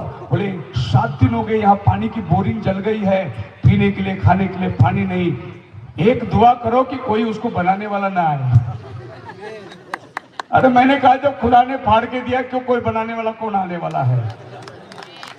वही खुदा जो चट्टान से पानी पिलाया, आज चट्टान से क्या पिलाने की जरूरत है? पाइपलाइन थी बाजू में, उसी को प्रभु ने होल मार के दे दिया, बोला ले पानी पी। और 3 दिन हम लोग कन्वेंशन में शुक्रवार, शनिवार, रविवार नहा रहे हैं, खा रहे हैं, पका रहे हैं। हालेलुया। जब रात को हम लोग सब तैयार हुए, बोला प्रभु वो पाइप बनाने वाला कल आ जाए, हम जा रहे बॉम्बे। सो हमारा वो खुदा है जो आज भी आसमान से जवाब देता है। हालेलुया। एक बार मैं कोल्हापुर, जो बॉम्बे से 400 किलोमीटर दूर है, वहां एक कन्वेंशन थी, 6 दिन की कन्वेंशन। उसमें आखिरी 2 दिन मेरा था, और पहले 4 दिन कोई डिनोमिनेशन के 2 पास्टर बात करने वाले थे। हैंडबिल बन चुकी थी, लेकिन डिनोमिनेशन पास्टरों ने उनको पूछा कि ये जो लास्ट 2 दिन बात करने वाला बंदा है, वो ओनली जेंट्स वाला है, इसको आखिरी में मत दो, इसको पहले 2 दिन दे दो। ये जो भी बोल के जाएगा 4 दिन में हम उसको ठीक कर देंगे। तो मुझे फोन आया, आप पहला 2 दिन बोलेंगे क्या? मैं बोला कोई बात नहीं, पहला आखिरी क्या, हमको बोलने को जगह दो बस। और हम पहुंच गए कोल्हापुर, और पहले दिन की मीटिंग हुई। पहले दिन में सामान्य रूप से प्रचार किया और दूसरा दिन मैंने डॉक्ट्रिन को प्रचार किया, क्योंकि वहां 400 से अधिक लोग डिनोमिनेशन के बैठे हुए थे। और मैंने बोला यीशु मसीह का नाम का बपतिस्मा के अलावा और अगर कोई बपतिस्मा बाइबल में है तो कोई भी खड़े रह के मुझे बता सकता है। एक पास्टर खड़ा हो गया, मत्ती 28:19 में क्या लिखा है? मैंने कहा आप गलत पढ़ लिए। मैंने बोला कोई बपतिस्मा लिया है क्या, दिया है क्या पूछा? आपने वो बता रहा है जो यीशु मसीह ने आज्ञा दी है, लेकिन किसने बपतिस्मा लिया वही तो मैं पूछ रहा हूं आपसे। उसने बाइबल झोले में डाला, बोला हम जाते हैं। मैं बोला जा सकते हैं। और जब वो जा ही रहा था, मैंने बोला ये सच्चाई मैंने प्रचार किया। और आप मैं जानता हूं अगले 4 दिन इसी मेज पर आप लोग क्या प्रचार करने वाले हैं, लेकिन ये सच्चाई है तो खुदावन आप लोगों का हिसाब किताब कर लेगा। हमने उतरे, माइक लिए और अपना गाड़ी में बांध दिए। हम बॉम्बे में मीटिंग को जाते तो अपना सामान सब खुद ही लेके जाते, स्पीकर बीकर सब अपना ही लेके जाते। हम लोग बड़ी गाड़ी से लेके हम लोग जाकर मीटिंग लेके आते हैं। जब हम लोग रात को 12 बजे निकले और सवेरे हम 7 बजे बॉम्बे पहुंचे, सामान उतार रहे थे, कोल्हापुर से फोन आया, आपने क्या बोल के गया ब्रदर? मैं बोला क्या बोला? बोले कि आज ये सच्चाई की बात इस स्टेज में कोई नहीं बात कर सकता। मैं बोला बिल्कुल नहीं कर सकता। बोला वैसे ही हो गया। मैं बोला क्या हुआ? बोले बॉम्बे में बॉम्ब ब्लास्ट हो गई, कोल्हापुर में कर्फ्यू लग गई। कोल्हापुर में और पुलिस होटल में जाकर उन दोनों पास्टरों को बोला मीटिंग नहीं ले सकते, अपने अपने घर चले जाओ। और यीशु मसीह का नाम का बपतिस्मा वहां सच्चाई में खड़ा हो गया। जब खुदावन एक जहाज तुड़वा के 250 लोगों को बिथरा के एक पौलुस को माल्टा में लेके जा सकता है, आज वही खुदा बड़ा बड़ा काम कर सकता है अपने वचन को बनाए रखने के लिए। Praise the Lord, hallelujah. मेरी ओपन चैलेंज है, मैंने अंबरनाथ में न्यूज़पेपर में छाप के डाला, 1 लाख रुपया रोक बख्शीश देता हूं जो ये बताए पिता पुत्र पवित्र आत्मा के नाम में बपतिस्मा बाइबल में किधर है। पूरी हलचल मच गई। 4,000 घरों में पेपर गया और 4,000 घरों से मेरे को 400 फोन आ गए। बोले कि तुम हमारे पेट में लात मारते हो। मैं बोला आपके पेट में मैं क्यों लात मारो? बोले क्या पैसा बहुत हो गया तुम्हारे पास? मैं बोला नहीं मेरे पास भी नहीं है पैसा, पहले आपके पास वचन है तो बोलो, मैं पैसे जमा करता हूं, आप वचन दे सकते हैं? बोलो हालेलुया। ये चैलेंज ओपन, ये सच्चाई वचन है। ये संदेह आ गए और लोगों के अंदर, और 1996 से लेकर इतनी कलीसिया हिंदुस्तान में टूट गई। जहां जहां ये गए वहां वहां कलीसिया को धुबा कर दिया। जहां जहां इनकी बेधारी गई वहां वहां कलीसिया से लोग बाहर निकलकर छोटी छोटी टुकड़ों में बट गए। और आज बहुत सी बुरी दशा उन लोगों का है जो बट गए थे। मैं आपको सबूत दूंगा, जिनको हमने यीशु का नाम का बपतिस्मा देकर एंड टाइम मैसेज में लाए थे, इन लोगों की वजह से वो सब वापस डिनोमिनेशन में चले गए, सब सांप्रदायिक में चले गए, तितर बितर हो गए। और इसके बाद में ये कलीसिया छोटी छोटी रूप में कई कई आज थोड़ा बहुत सांस चल रहा है इनका, लेकिन जो बेधारी थी वो खत्म हो गई पूरी तौर से। और ये लोग मानते थे कि ये आदमी रैप्चर लेके आएगा, लेकिन ये मर गया, लेकिन रैप्चर हुआ नहीं। एक आदमी को ये लोग मानते थे कि ये रैप्चर को लेकर आएगा, लेकिन रैप्चर हुआ नहीं, आदमी चले गया। अभी बहुत सारे कलीसिया ऐसी है जो इनकी संदेश को, जो अभी इनके चर्च में संदेश होता है, उसको पर्दे में डालकर या टीवी में सुनते हैं, लेकिन अपने चर्च में प्रचार नहीं करते। अभी प्रचार बंद कर दिया है लोग, बोले कि हम नहीं प्रचार करेंगे, हम अभी उसकी सुनेंगे। और सबको उन्होंने टीवी दे दिया, सबको उन्होंने रिले एंटीना दे दिया, और लोग सब अभी घर में बैठकर सुन रहे हैं। ये था एक बहुत बड़ा गिरावट अंतिम दिनों के संदेश में। अभी मैं डिनोमिनेशन की बात नहीं कर रहा हूं, अंतिम दिनों की संदेश की बात कर रहा हूं। आप मेरे साथ हैं? हालेलुया। डैमनेबल हेरेसिस, ये ट्रिनिडैड से आया डॉक्ट्रिन, और इनका किताब है एक्सपोजिशन ऑफ द डैमनेबल हेरेसिस। इस किताब को छापकर हिंदुस्तान में अनेक कलीसिया में देखकर बहुत सारे कलीसिया को इन्होंने तोड़ दिया। इनका कहना है कि भाई विलियम ब्रनम शाउट है, पुकार, लैम्बर्ट जो है वो वॉइस है, और अभी जो डाल्टन ब्रूस जिंदा है वो तूरी बजाने वाला है। अभी ये ट्रिनिडाड से तूरी बजाएगा तभी रैप्चर होने वाला है। ऐसे बहुत लोग विश्वास करके बैठे हैं। मसीहत के अंदर भरमाट, इसीलिए मैंने शीर्षक ही ऐसा लिया, कहीं ऐसा ना हो कि तुम भरमाए जाए, क्योंकि असल के इतनी बराबर दिखेगा। इनके पास कोट्स है भाई ब्रनम के, किताब है भाई ब्रनम के, लेकिन इनकी शिक्षण जो है वो, अभी एक आदमी बैठा है वो सारी दुनिया के लिए तुरी बजाने वाला है, उसकी तुरी बजने के बाद ही रैप्चर होने वाला है। इस तरीके की शिक्षण एंड टाइम मैसेज के अंदर आगे जाएंगे। चेन्नई में वेलूर नाम का एक आदमी था, मद्रास के अंदर वेलूर में, इसका नाम थॉमस है।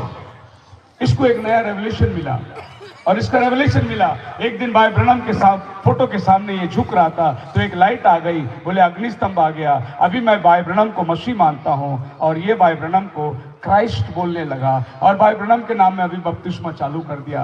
अब वो यीशु के नाम का बपतिस्मा छोड़ दिया, और इसने अमेरिका गवर्नमेंट को खत लिखा। खत ये लिखा कि भाई ब्रनम कब्र में नहीं है, तुम खोद के देखो, उसकी हड्डी नहीं है, वो जिंदा हो गया है, और वो आने वाला है यीशु मसीह की जगह। कौन आने वाला है? ब्रनम आने वाला है अपने दुल्हन को लेने के लिए। लेकिन ब्रनम तो कब्र में सोया है, नहीं, वो बोलते वो जिंदा हो गया।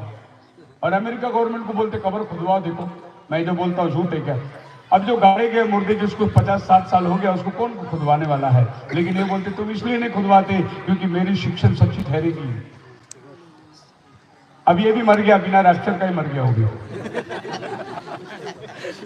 ना क्राइस्ट ब्रनम आया, ना इसकी रैप्चर हुई, ये खत्म हो गया। अभी इसकी संस्था बनी हुई है वेलूर के अंदर, और इसने क्या किया, अपनी तस्वीर निकालकर 1963 में आया हुआ क्राउड में अपना फोटो लगाकर बोला, देखो ये 1963 में जो फोटो आया यीशु का नहीं आया, मेरा चेहरा आया है। भरमाहट की दुनिया। इसीलिए मैंने संदेश कैसे, कभी ऐसा ना हो कि तुम भरमाए जाओ। आपको ये वक्त है जिस समय में आपको समझना है। कितने मेरे साथ है आशान? बेचारा एक अंधा आदमी सर में टॉर्च बांध के जा रहा था। कौन आदमी? सामने से एक आदमी आया जो आंखें दिखता, वो रुक गया, बोला ए भाई तू तो अंधा है, तेरे को टॉर्च की क्या जरूरत है? उसने बोला तू मुझे आके ना ठोक दे करके मैं टॉर्च मुझे टॉर्च की जरूरत नहीं, लेकिन तू आके मुझे ना ठोके, इसलिए मैं टॉर्च बंद के रखा हूं। ऐसा आज एंड टाइम मैसेज वाले समझदार हो जाओ, दिखने वाले को टॉर्च नहीं, अंधे को टॉर्च की जरूरत है। इतना समय बुरा हो गया है कि आपको मालूम नहीं पड़ेगा। जेरूसलम के कलीसिया से लोगों ने आकर बोला नहीं तुमको खतना करना पड़ेगा, वैसे तुम कलीसिया में नहीं आ सकते। और जेरूसलम के चर्च वालों ने ही उनको खत लिखकर बोला ये बात गलत है। उन भाई लोग आए थे आपके पास, लेकिन सही ये है मूर्ति पूजा से बचे रहो, गला घोटे हुए मांस से बचे रहो, और व्यभिचार से बचे रहो, बाकी सब चीजों के ऊपर तुम ध्यान मत लगाना। और कलीसिया को उन्होंने बना लिया, समेट लिया, बिखरने नहीं दिया। बोलो हालेलुया। खैर एक और आदमी मलावी से आया था, इसी ग्राउंड में मीटिंग हुई थी। इसका नाम था ओवरटन मकुटा, और उस समय में रात को लाइट चली गई थी, सब लोग ट्रैक्टर वैक्टर सब चालू करके हेडलाइट चला के मीटिंग चलाई थी, याद है आपको? Praise the Lord. यही पर हुआ था, इसी गांव में अतवाल में हुई थी मीटिंग। लेकिन ये आदमी अभी मल्लावी में जाकर क्या बोला, ऊपर से जो त्रिकोण पत्थर कैपस्टोन है वो मैं हूं, हेड स्टोन मैं हूं। और इसको अभी बोलते हैं लॉर्ड माइटी एंजल। जो प्रधान दूत प्रकटीकरण 10 में आता है वो बोलता वो नहीं था 1963 में आया, मैं आया हूं अभी। और वो अपने आप को फोटो लेके पिरामिड के कैपस्टोन में डाल दिया, मैं कोने का सिरे का पत्थर हूं। इसके पास भी भाई ब्रनम का ही किताब है, यही कोट पढ़ता है, लेकिन वो देता है संदेश कुछ अलग। अरे आप मेरे साथ हैं? हालेलुया। ढेर सारे भरे हुए पड़े हैं मसीह में मेरे प्रिय लोगों। अभी अभी अप्रैल 14 से 21 तारीख तक इंटरनेशनल मीटिंग है केप टाउन के अंदर, और इस मीटिंग के अंदर दुनिया के अनेक पास्टर लोग आ रहे हैं। ये हैंडबिल अभी अभी मेरे व्हाट्सएप में आया था। इनका कहना है कि जब यीशु मसीह आकर क्रूस पर बलिदान दे दिया तो भाई ब्रनम फिर क्यों आया, इसके ऊपर ये लोग चर्चा करने के लिए इकट्ठे हुए। मतलब ये बोल रहे हैं कि यीशु मसीह आके क्रूस पे खून दिया, वो सब ठीक है, लेकिन जब तक भाई ब्रनम के इसमें तुम नहीं आओगे तो बच नहीं सकते। वो आके खून दिया तो क्या हो गया? इसके ऊपर अभी बहुत बड़ी चर्चा चल रही है। मैं कहता हूं दुनिया के सब बड़े से बड़े मूर्ख लोग इकट्ठे हो रहे हैं, यीशु से बढ़कर कोई नहीं है। यीशु ही हमारा सांस है। भाई ब्रनम इस 40 भविष्यवक्ता जिन्होंने बाइबल लिखा, उसके बाद एक भविष्यवक्ता और भी अगर है जिनका नाम जिक्र है तो वो भाई ब्रनम है, लेकिन उससे बढ़कर उसको हम लोग कोई भी दर्जा नहीं दे सकते। आप मेरे साथ हैं? वो सिर्फ खुदा का वचन दुल्हन के पास लेकर आया। अब भाई ब्रनम अपने शब्दों में कई बार कहते हैं, एक मैसेज क्वेश्चन आंसर में कहते हैं 700 लोग थे जो लोग बाल देवता की उपासना नहीं की, तो लोगों ने उसको चिट्ठी लिखना शुरू कर दिया। 700 थे या 7000 थे? 700 थे या 7000 थे? 700 थे या 7000? और सब जगह से उनकी चिट्ठी आने लगी। तब भाई ब्रनम ने अपने शब्दों में बोला नहीं, 700 नहीं थे, वो 7000 थे। अब क्या हुआ कि आई मीन टू से फॉरगिव मी, मुझे क्षमा कर दो कि मैंने 7000 बोलने की जगह 700 बोल दिया। मुझे क्या करो? इतना बड़ा खुदा का बंदा जिसके साथ खुदावन कुछ सेल्फी निकाला, वो भी कलीसिया के सामने झुक गया, माफ कर दो मैंने गलत बोल दिया। तो मैं बोलता हूं कि आज के पास्टर कौन से खेत के मूली है जो ये आदमी अगर झुक सकता है तो आज हम लोग क्यों नहीं झुक सकते? ये गलत चीज है, ये ऐसा नहीं है, ऐसा है। इसने कबूली दी। और पूरी बाइबल की सारांश आप देखोगे मसीह में, मेरे प्रिय लोगों, 6 प्रकार के लोगों के बारे में बाइबल बात करती है। फटाफट आप पढ़ सकते हैं जल्दी, पर मैं पढ़ने के लिए मेरे पास टाइम नहीं, मैं बोलते जाऊंगा। पहला प्रकार के जो किस्म के लोग हैं जो रैप्चर में जाने वाले हैं, जिनके लिए खुदा ने एक लॉर्ड बनाया है, वो थे 5 शाने कुमारी, जिनके पास दीवट थी, जिनके पास तेल था, जिनके पास पवित्र आत्मा था, जो जागे हुए थे, जिन्होंने अपने दीवट को ठीक किया, दूल्हे के बुलाने पर अंदर चले गए। ये पहला ग्रुप है। और ये दुल्हन है जो रैप्चर में जाने वाली है। ये आपका और हमारा प्रतिमा है। बोलो हालेलुया। हमारा नाम भी बाइबल में लिखा हुआ है। ये हमारी प्रतिमा है। पहला ग्रुप जो 5 शाने कुमारी। दूसरा ग्रुप 5 मूर्ख कुमारी, जिनका नाम जीवन की किताब में लिखा है, जिनके पास तेल है यानी पवित्र आत्मा है, जिनके पास दीवट है यानी वचन है, लेकिन वो जा नहीं पाए। ये महासंकट काल में जाते हैं और महासंकट काल में जाके खत्म होके फिर बाद में ये लोग आते हैं अनंत काल जीवन के अंदर, लेकिन ये 1000 साल के राज्यपाल में नहीं रहेंगे। ये है मूर्ख कुमारी। याद रखना, आप इसको डिनोमिनेशन मत बोलिए, क्योंकि ये कुमारी है। ये एंड टाइम मैसेज बिलीवर्स है। डिनोमिनेशन कुंवारी नहीं है, वो दुनिया के साथ शादी कर चुकी हैं। जो कुंवारी है वो केवल एंड टाइम मैसेज वाले ही हो सकते हैं, जिनके पास वचन है। सांप्रदाय के पास वचन नहीं है, इनके पास वचन था, इनके पास तेल भी है, इन्हें पवित्र आत्मा भी है। ये कुछ समय तक जल सकते हैं, बाद में ये बुझ जाएंगे और ये रैप्चर में नहीं जाएंगे, ये संकट काल में जाएंगे। और इसके लिए बाइबल में एक बहुत बड़ा उदाहरण है हमारे लिए। जब नोहा ने बोट बनाया, प्रभु ने बोला बारिश आने के पहले नोहा अंदर आ जा। नोहा बोट में आ गया, बारिश आसमान से गिरी। नोहा संकट काल से गुजर रहा है, लेकिन नोहा बोट में जाने के पहले हनोक रैप्चर में उठा लिया गया।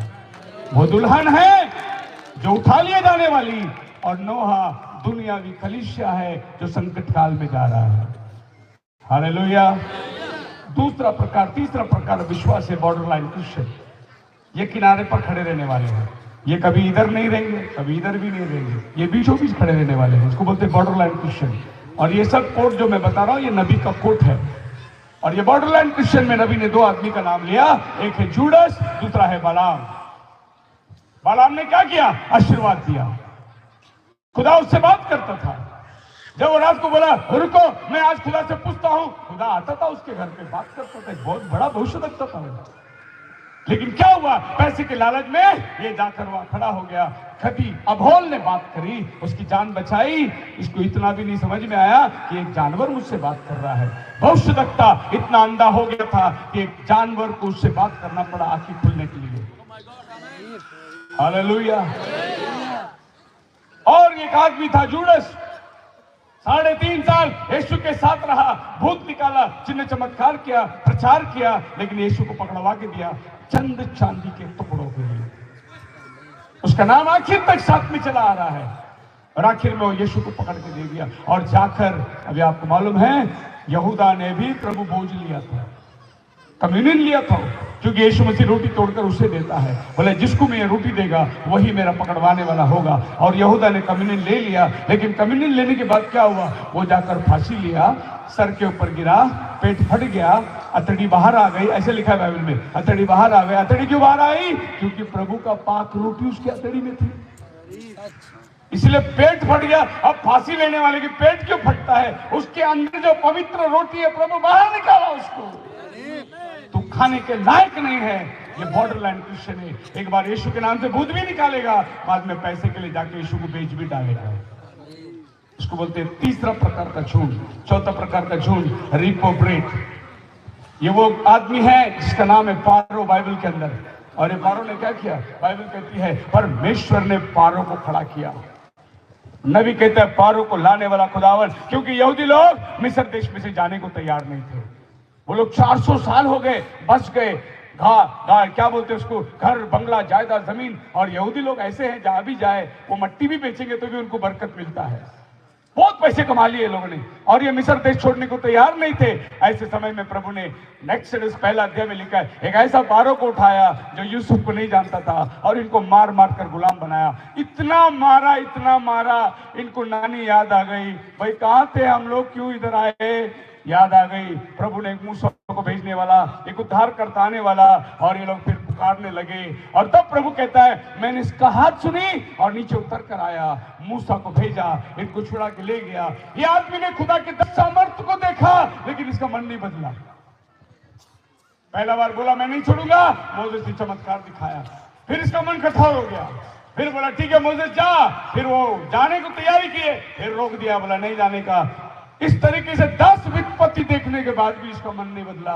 ये बाइबल में एक प्रकार का झुंड है, 5वां झुंड है, 1,44,000 जो मुद्रित किए गए, मोहर लेते हैं। ये संकट काल के दरमियान जब हवा को रोके, प्रभु ने इन चुने हुओं को अंत के समय के यहूदियों में शामिल किया, 1,44,000।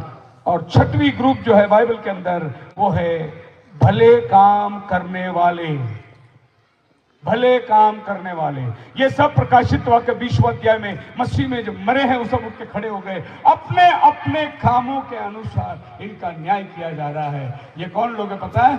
ये लोग इतने धार्मिक तो नहीं थे, लेकिन किसी को मदद कर दिए लोग। ये लोग किसी के हाथ बढ़ा दिए, और इस झुंड में बहुत से लोग आते हैं। एक आता है निकोदेमुस, और दूसरा आता है गमालियल।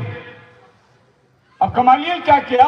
वो विद्वान पुरुष, शास्त्री पुरुष था, शास्त्र को ठीक ठीक समझाता था, लेकिन मसीह तक नहीं पहुंच पाया वो। और निकोदेमुस कौन था? रात के समय यीशु के पास आया, बोला अगर ऊपर से कोई ना आए, जिसके साथ परमेश्वर ना हो, तो जो काम आप करते हैं ये कोई नहीं कर सकता। हम विश्वास करते हैं आप ऊपर से आए हैं, स्वर्ग का राज्य पाने के लिए मैं क्या करूं? यीशु ने बोला दोबारा जन्म ले।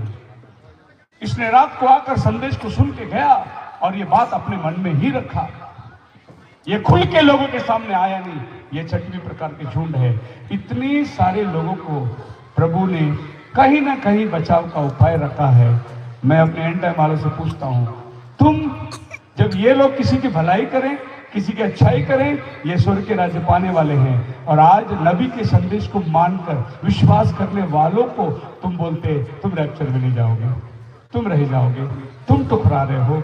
इसीलिए ये सारे नफरत की बात हमसे दूर करके आज दुल्हन को एक पुकार है, ए दुनिया के तमाम दुल्हन प्रभु यीशु मसीह की एक हो जाओ, क्योंकि रैप्चर आने वाला है, बहुत निकट है रैप्चर। अगर रैप्चर में जाना है, इन 6 ग्रुप में कोई तो एक ग्रुप में आप भी शामिल हो जाओ और प्रभु का आगमन का अनुभव करो।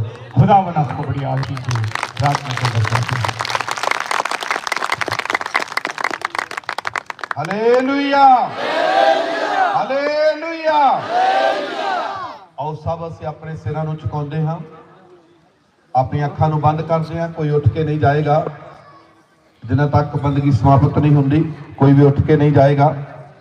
ਪਲੀਜ਼ ਆਪਣੀਆਂ ਅੱਖਾਂ ਨੂੰ ਬੰਦ ਕਰੀਏ ਔਰ ਆਪਣੇ ਸਿਰਾਂ ਨੂੰ ਝੁਕਾ ਕੇ ਆਪਣੇ ਹੱਥਾਂ ਨੂੰ ਜੋੜ ਕੇ ਅਸੀਂ ਸਭ ਪ੍ਰਭੂ ਯਿਸੂ ਮਸੀਹ ਦਾ ਧੰਨਵਾਦ ਕਰਾਂਗੇ, ਖੁਦਾ ਦੇ ਸੇਵਕ ਦਾ ਧੰਨਵਾਦ ਕਰਾਂਗੇ ਔਰ ਖੁਦਾ ਦਾ ਧੰਨਵਾਦ ਕਰਾਂਗੇ ਔਰ ਅੱਜ ਦੇ ਹੋਏ ਸੰਦੇਸ਼ ਲਈ ਖੁਦਾ ਦੇ ਅੱਗੇ ਬੇਨਤੀ ਕਰਾਂਗੇ। ਸਭ ਜਨ ਅਸੀਂ ਪ੍ਰਾਰਥਨਾ ਕਰਾਂਗੇ। ਖੁਦਾਵੰਦ ਖੁਦਾ ਪ੍ਰਭੂ ਯਿਸੂ ਮਸੀਹ तेरा बहुत बहुत धन्यवाद, तेरा शुक्र, तेरी बड़ाई, तेरी कृपा प्रभु यीशु मसीहा। तू साडा भला खुदा है प्यारे प्रभु यीशु मसीह, तू साडे नाल भलाइयां करदा है प्यारे प्रभु जी। बहुत अच्छा संदेश तू सानू दिता है प्यारे प्रभु यीशु मसीहा, इसलिए तेरा बहुत बहुत धन्यवाद, तेरे शुक्र, तेरी बड़ाई, तेरी कृपा प्रभु यीशु मसीह। तेरा बहुत बहुत धन्यवाद, तेरे शुक्र होवे, तेरी बड़ाई, तेरी कृपा होवे प्रभु यीशु मसीहा। तू साडा भला खुदा है प्यारे प्रभु यीशु मसीह। मैं तेरा धन्यवाद करता प्रभु जी, तू दया ते कृपा कर, बड़ी आशीष बड़ी बरकत दे। तेरा बहुत बहुत धन्यवाद, तेरे शुक्र हो, तेरी बड़ाई, तेरी कृपा हो। तू साडा भला खुदा है, तू दया दा सागर है प्रभु जी। आओ असीं आए सेवकां दे लई सब असीं अपने हाथां नूं उठा के दुआ करते हैं। खुदावंद खुदा प्रभु यीशु मसीह, मैं तेरा धन्यवाद करता प्रभु जी। आए तेरे सेवक जन भरावां दे लई प्रभु यीशु मसीह दुआ है प्रभु यीशु मसीह तो अपना कीमती समा कढ के इस सभा दे विच आए ने प्रभु जी। उन्हां दी कलीसियावां नूं और प्रभु यीशु मसीह उन्हां दे परिवारां नूं और उन्हां दी सेवकाई उत्ते तेरी वड्डी आशीष होवे प्रभु जी। तू दया ते कृपा कर प्यारे प्रभु यीशु मसीह। मैं तेरा बहुत बहुत धन्यवाद करता प्रभु जी, तू दया ते कृपा कर, बड़ी आशीष बड़ी बरकत दे। तेरा बहुत बहुत धन्यवाद, तेरे शुक्र होवे, तेरी बड़ाई, तेरी कृपा होवे प्रभु यीशु मसीह। धन्यवाद करता प्रभु जी, तू दया ते कृपा कर। और असीं प्रार्थना करांगे अठवाल दे सब, अठवाल दी कलीसिया लई सब असीं दुआ करांगे और सब जिन्ने भी इंतजामी भरा हन, मैं बेनती करता हाँ कि वो अपने पैरों के उत्ते खलो जाणगे और असीं सब उन्हां सब एल्डर भरावां दे लई और जिन्हां ने इस कन्वेंशन दे विच बहुत सारी सेवा की है, जिस जिस तरह की सेवा की है, खुदा उन्होंने बहुत सारी आशीष बरकत दे। असीं सब उन्होंने लिए प्रार्थना करते हैं। सब जन अपने हाथों को उठा के, सेवक भरा भी हाथों उठा के असीं सब दुआ करते हैं। खुदावंद खुदा प्रभु यीशु मसीह, तेरा धन्यवाद, तेरा शुक्र होवे, तेरी बड़ाई, तेरी कृपा होवे प्रभु यीशु मसीह। अठवाल दी समूह कलीसिया दे लई दुआ है प्यारे प्रभु जी। तेरा धन्यवाद करते हैं प्रभु जी, जिन्होंने बहुत अच्छा इंतजाम किया है प्यारे प्रभु यीशु मसीह। और सब नौजवान बच्चियां बच्चियां के लिए दुआ है प्रभु जी, जिन्होंने प्रभु यीशु से इस काम को किया है प्यारे प्रभु जी, सेवा की है प्रभु जी। जिस प्रभु यीशु मसीह जगह के उत्ते उन्होंने ड्यूटी लगी, उन्होंने बहुत तनदेही के नाल उसको निभाया है प्यारे प्रभु जी। तेरा बहुत बहुत धन्यवाद, तेरे शुक्र होवे, तेरी बड़ाई, तेरी कृपा होवे। तू साडा भला खुदा है और तू भलाइयां करने वाला है, बेहद आशीष बरकत दे। तेरा बहुत बहुत धन्यवाद, तेरे शुक्र होवे, तू दया ते कृपा कर, तेरा बहुत बहुत धन्यवाद। आओ असीं आए सब भैन भरावां दे लई जो दूरों नेड़ों आए ने, खुदा उन्होंने जिस तरह वो सही सलामत आए ने, सही सलामत खुदा उन्होंने लैके जावे। सब असीं अपने हाथों को उठा के दुआ करते हैं। खुदावंद खुदा प्रभु यीशु मसीह, तेरा बहुत बहुत धन्यवाद, तेरा शुक्र होवे, तेरी बड़ाई, तेरी कृपा होवे प्रभु जी। तू साडा भला खुदा है मेरे प्रभु यीशु मसीह। और प्रभु यीशु मसीह, तेरी सारी इस कलीसिया के लिए दुआ है प्रभु जी, जो जगह बजगह तो इस जगह उत्ते इकट्ठे होए ने प्रभु यीशु मसीह। सब दे साथ हो प्रभु यीशु मसीह, जिस तरह तू सही सलामत लैके आया प्रभु जी, सही सलामत लैके जाना प्यारे प्रभु यीशु मसीह। आप अपने घरां दे विच प्रभु यीशु मसीह सही सलामत पहुंचण प्यारे प्रभु यीशु मसीह। मैं तेरा धन्यवाद करता प्रभु जी। तेरे वचन च लिखिया उत्पत्ति 28:15 दे विच, वेख मैं तेरे अंग संग होवांगा, जिथे किते तू जावेगा मैं तेरी राखी करांगा प्रभु यीशु मसीह। तू दया ते कृपा कर प्रभु यीशु मसीह, अपने बच्चों की तू राखी कर प्यारे प्रभु जी। तेरा बहुत बहुत धन्यवाद, तेरे शुक्र होवे, तेरी बड़ाई, तेरी कृपा होवे प्रभु यीशु मसीह। मैं तेरा धन्यवाद करता प्रभु जी। तू दया ते कृपा कर, रहम कर, फजल कर, तेरा बहुत बहुत धन्यवाद, तेरे शुक्र होवे, तेरी बड़ाई, तेरी कृपा होवे प्रभु जी। तू साडा भला खुदा है प्यारे प्रभु यीशु मसीह। मैं तेरा धन्यवाद करता प्रभु जी। तू भला परमेश्वर है प्रभु यीशु मसीह। मैं तेरा धन्यवाद करता, तू दया ते कृपा कर, बड़ी आशीष बड़ी बरकत दे। तेरा बहुत बहुत धन्यवाद, तेरे शुक्र होवे, तेरी बड़ाई, तेरी कृपा होवे प्रभु जी। तू दया ते कृपा कर, तेरा धन्यवाद करते हैं प्रभु जी, तेरा शुक्र करते हैं। इस शामियाने दे जिन्हां तो लैके आए ने लाइट सिस्टम, जिन्होंने इस लाइट सिस्टम को लाया है और स्पीकर और लाउड स्पीकर जिन्होंने लाया है, सबना वास्ते असीं अपने हाथों को उठा के दुआ करते हैं। प्रभु यीशु मसीह तेरा धन्यवाद तेरा शुक्र होवे, तेरी वडाई तेरी कृपा होवे। हलवाई साहब की बेनती है प्रभु यीशु मसीह जिसने सारी संगत लिए खाना बनाया प्यारे प्रभु जी, तेरा धन्यवाद करते हैं प्रभु जी। तू दया ते कृपा कर, आशीष और बरकत दे, तेरा बहुत बहुत धन्यवाद तेरा शुक्र हो। आओ असीं उन्हां लई दुआ करिए जिन्हां ने दान के द्वारा इस कन्वेंशन हो पाई आ, खुदा उन्हां नूं बहुत सारी आशीष और बरकत दे। सब असीं दुआ करांगे। तारीफ तेरा धन्यवाद तेरा शुक्र होवे, तेरी वडाई तेरी कृपा होवे प्रभु जी। तू साडा भला खुदा है प्रभु यीशु मसीह, मैं तेरा धन्यवाद करदा प्रभु जी। तू दया ते कृपा कर, बड़ी आशीष बड़ी बरकत दे, तेरा बहुत बहुत धन्यवाद तेरा शुक्र हो, तेरी वडाई तेरी कृपा हो। तू साडा भला परमेश्वर है प्रभु यीशु मसीह, दया और रहम कर, तेरा बहुत बहुत धन्यवाद। हुण जे कोई प्रार्थना कराउणी चाहुंदा है ते अपने हाथ नूं असीं खड़ा कर सकते हैं। जे कोई प्रार्थना कराउणी चाहुंदा है ते असीं अपने हाथां नूं खड़े करांगे और सब असीं दूसरे हाथ नूं भी खड़ा करांगे। और मैं सेवक भरावां नूं बेनती करदा हां कि अपने पैरां दे उत्ते खलो जाणगे और जिन्ना हाथ खड़े कीते ने उन्हां सबना वास्ते सेवक भरा सब दुआ करनगे। और मैं कुछ पर्चियां ने उन्हां दे लई भी बेनती करदा हां। नाम मनजीत कौर है, पिंड अठवाल, उन्हां दे दर्द है पेट विच, उन्हां दे लई। पिंड सुकोहा तो विक्रम मसीह जी जी दे और उन्हां दे परिवार दे लई और हरजिंदर सिंह दे लई असीं उन्हां लई सब असीं दुआ करांगे। सब जाने असीं प्रार्थना करांगे।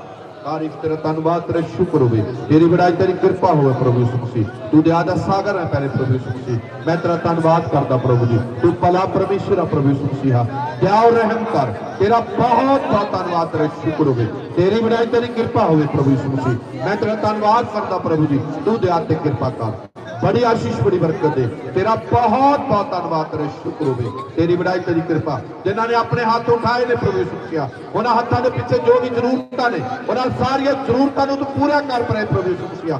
जे कोई मनोकामना है प्रभु यीशु मसीह, उस मनोकामना नूं तू पूरा कर प्रभु यीशु मसीह। मैं तेरा धन्यवाद करदा प्रभु जी। तू दया कर, जे कोई बीमार है वो सारी बीमारी तो उसनूं छुटकारा दे दे प्रभु यीशु मसीह।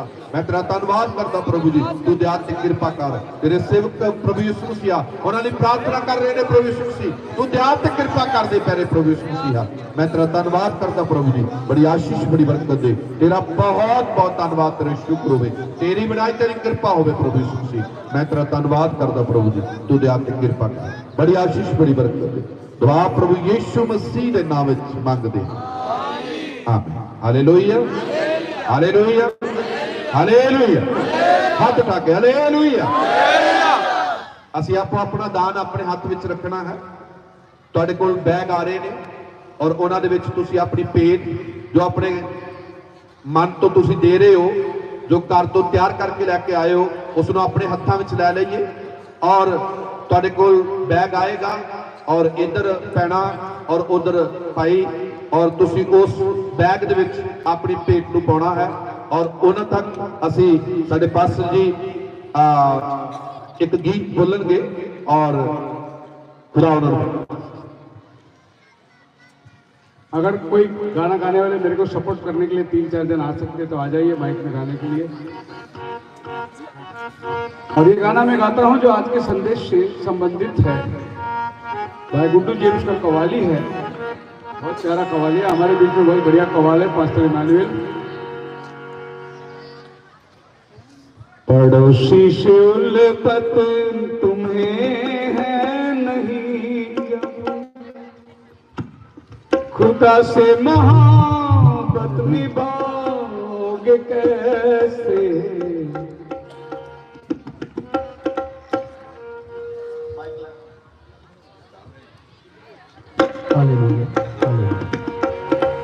अगर माफ करते हो तुम ना किसी को, गुनाहों की माफी को पाओगे कैसे।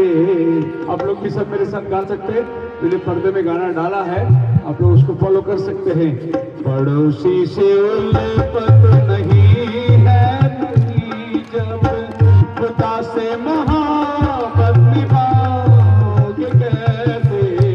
पड़ोसी से उल्फत तुम्हें है नहीं, जब खुदा से मोहब्बत निभाओगे कैसे।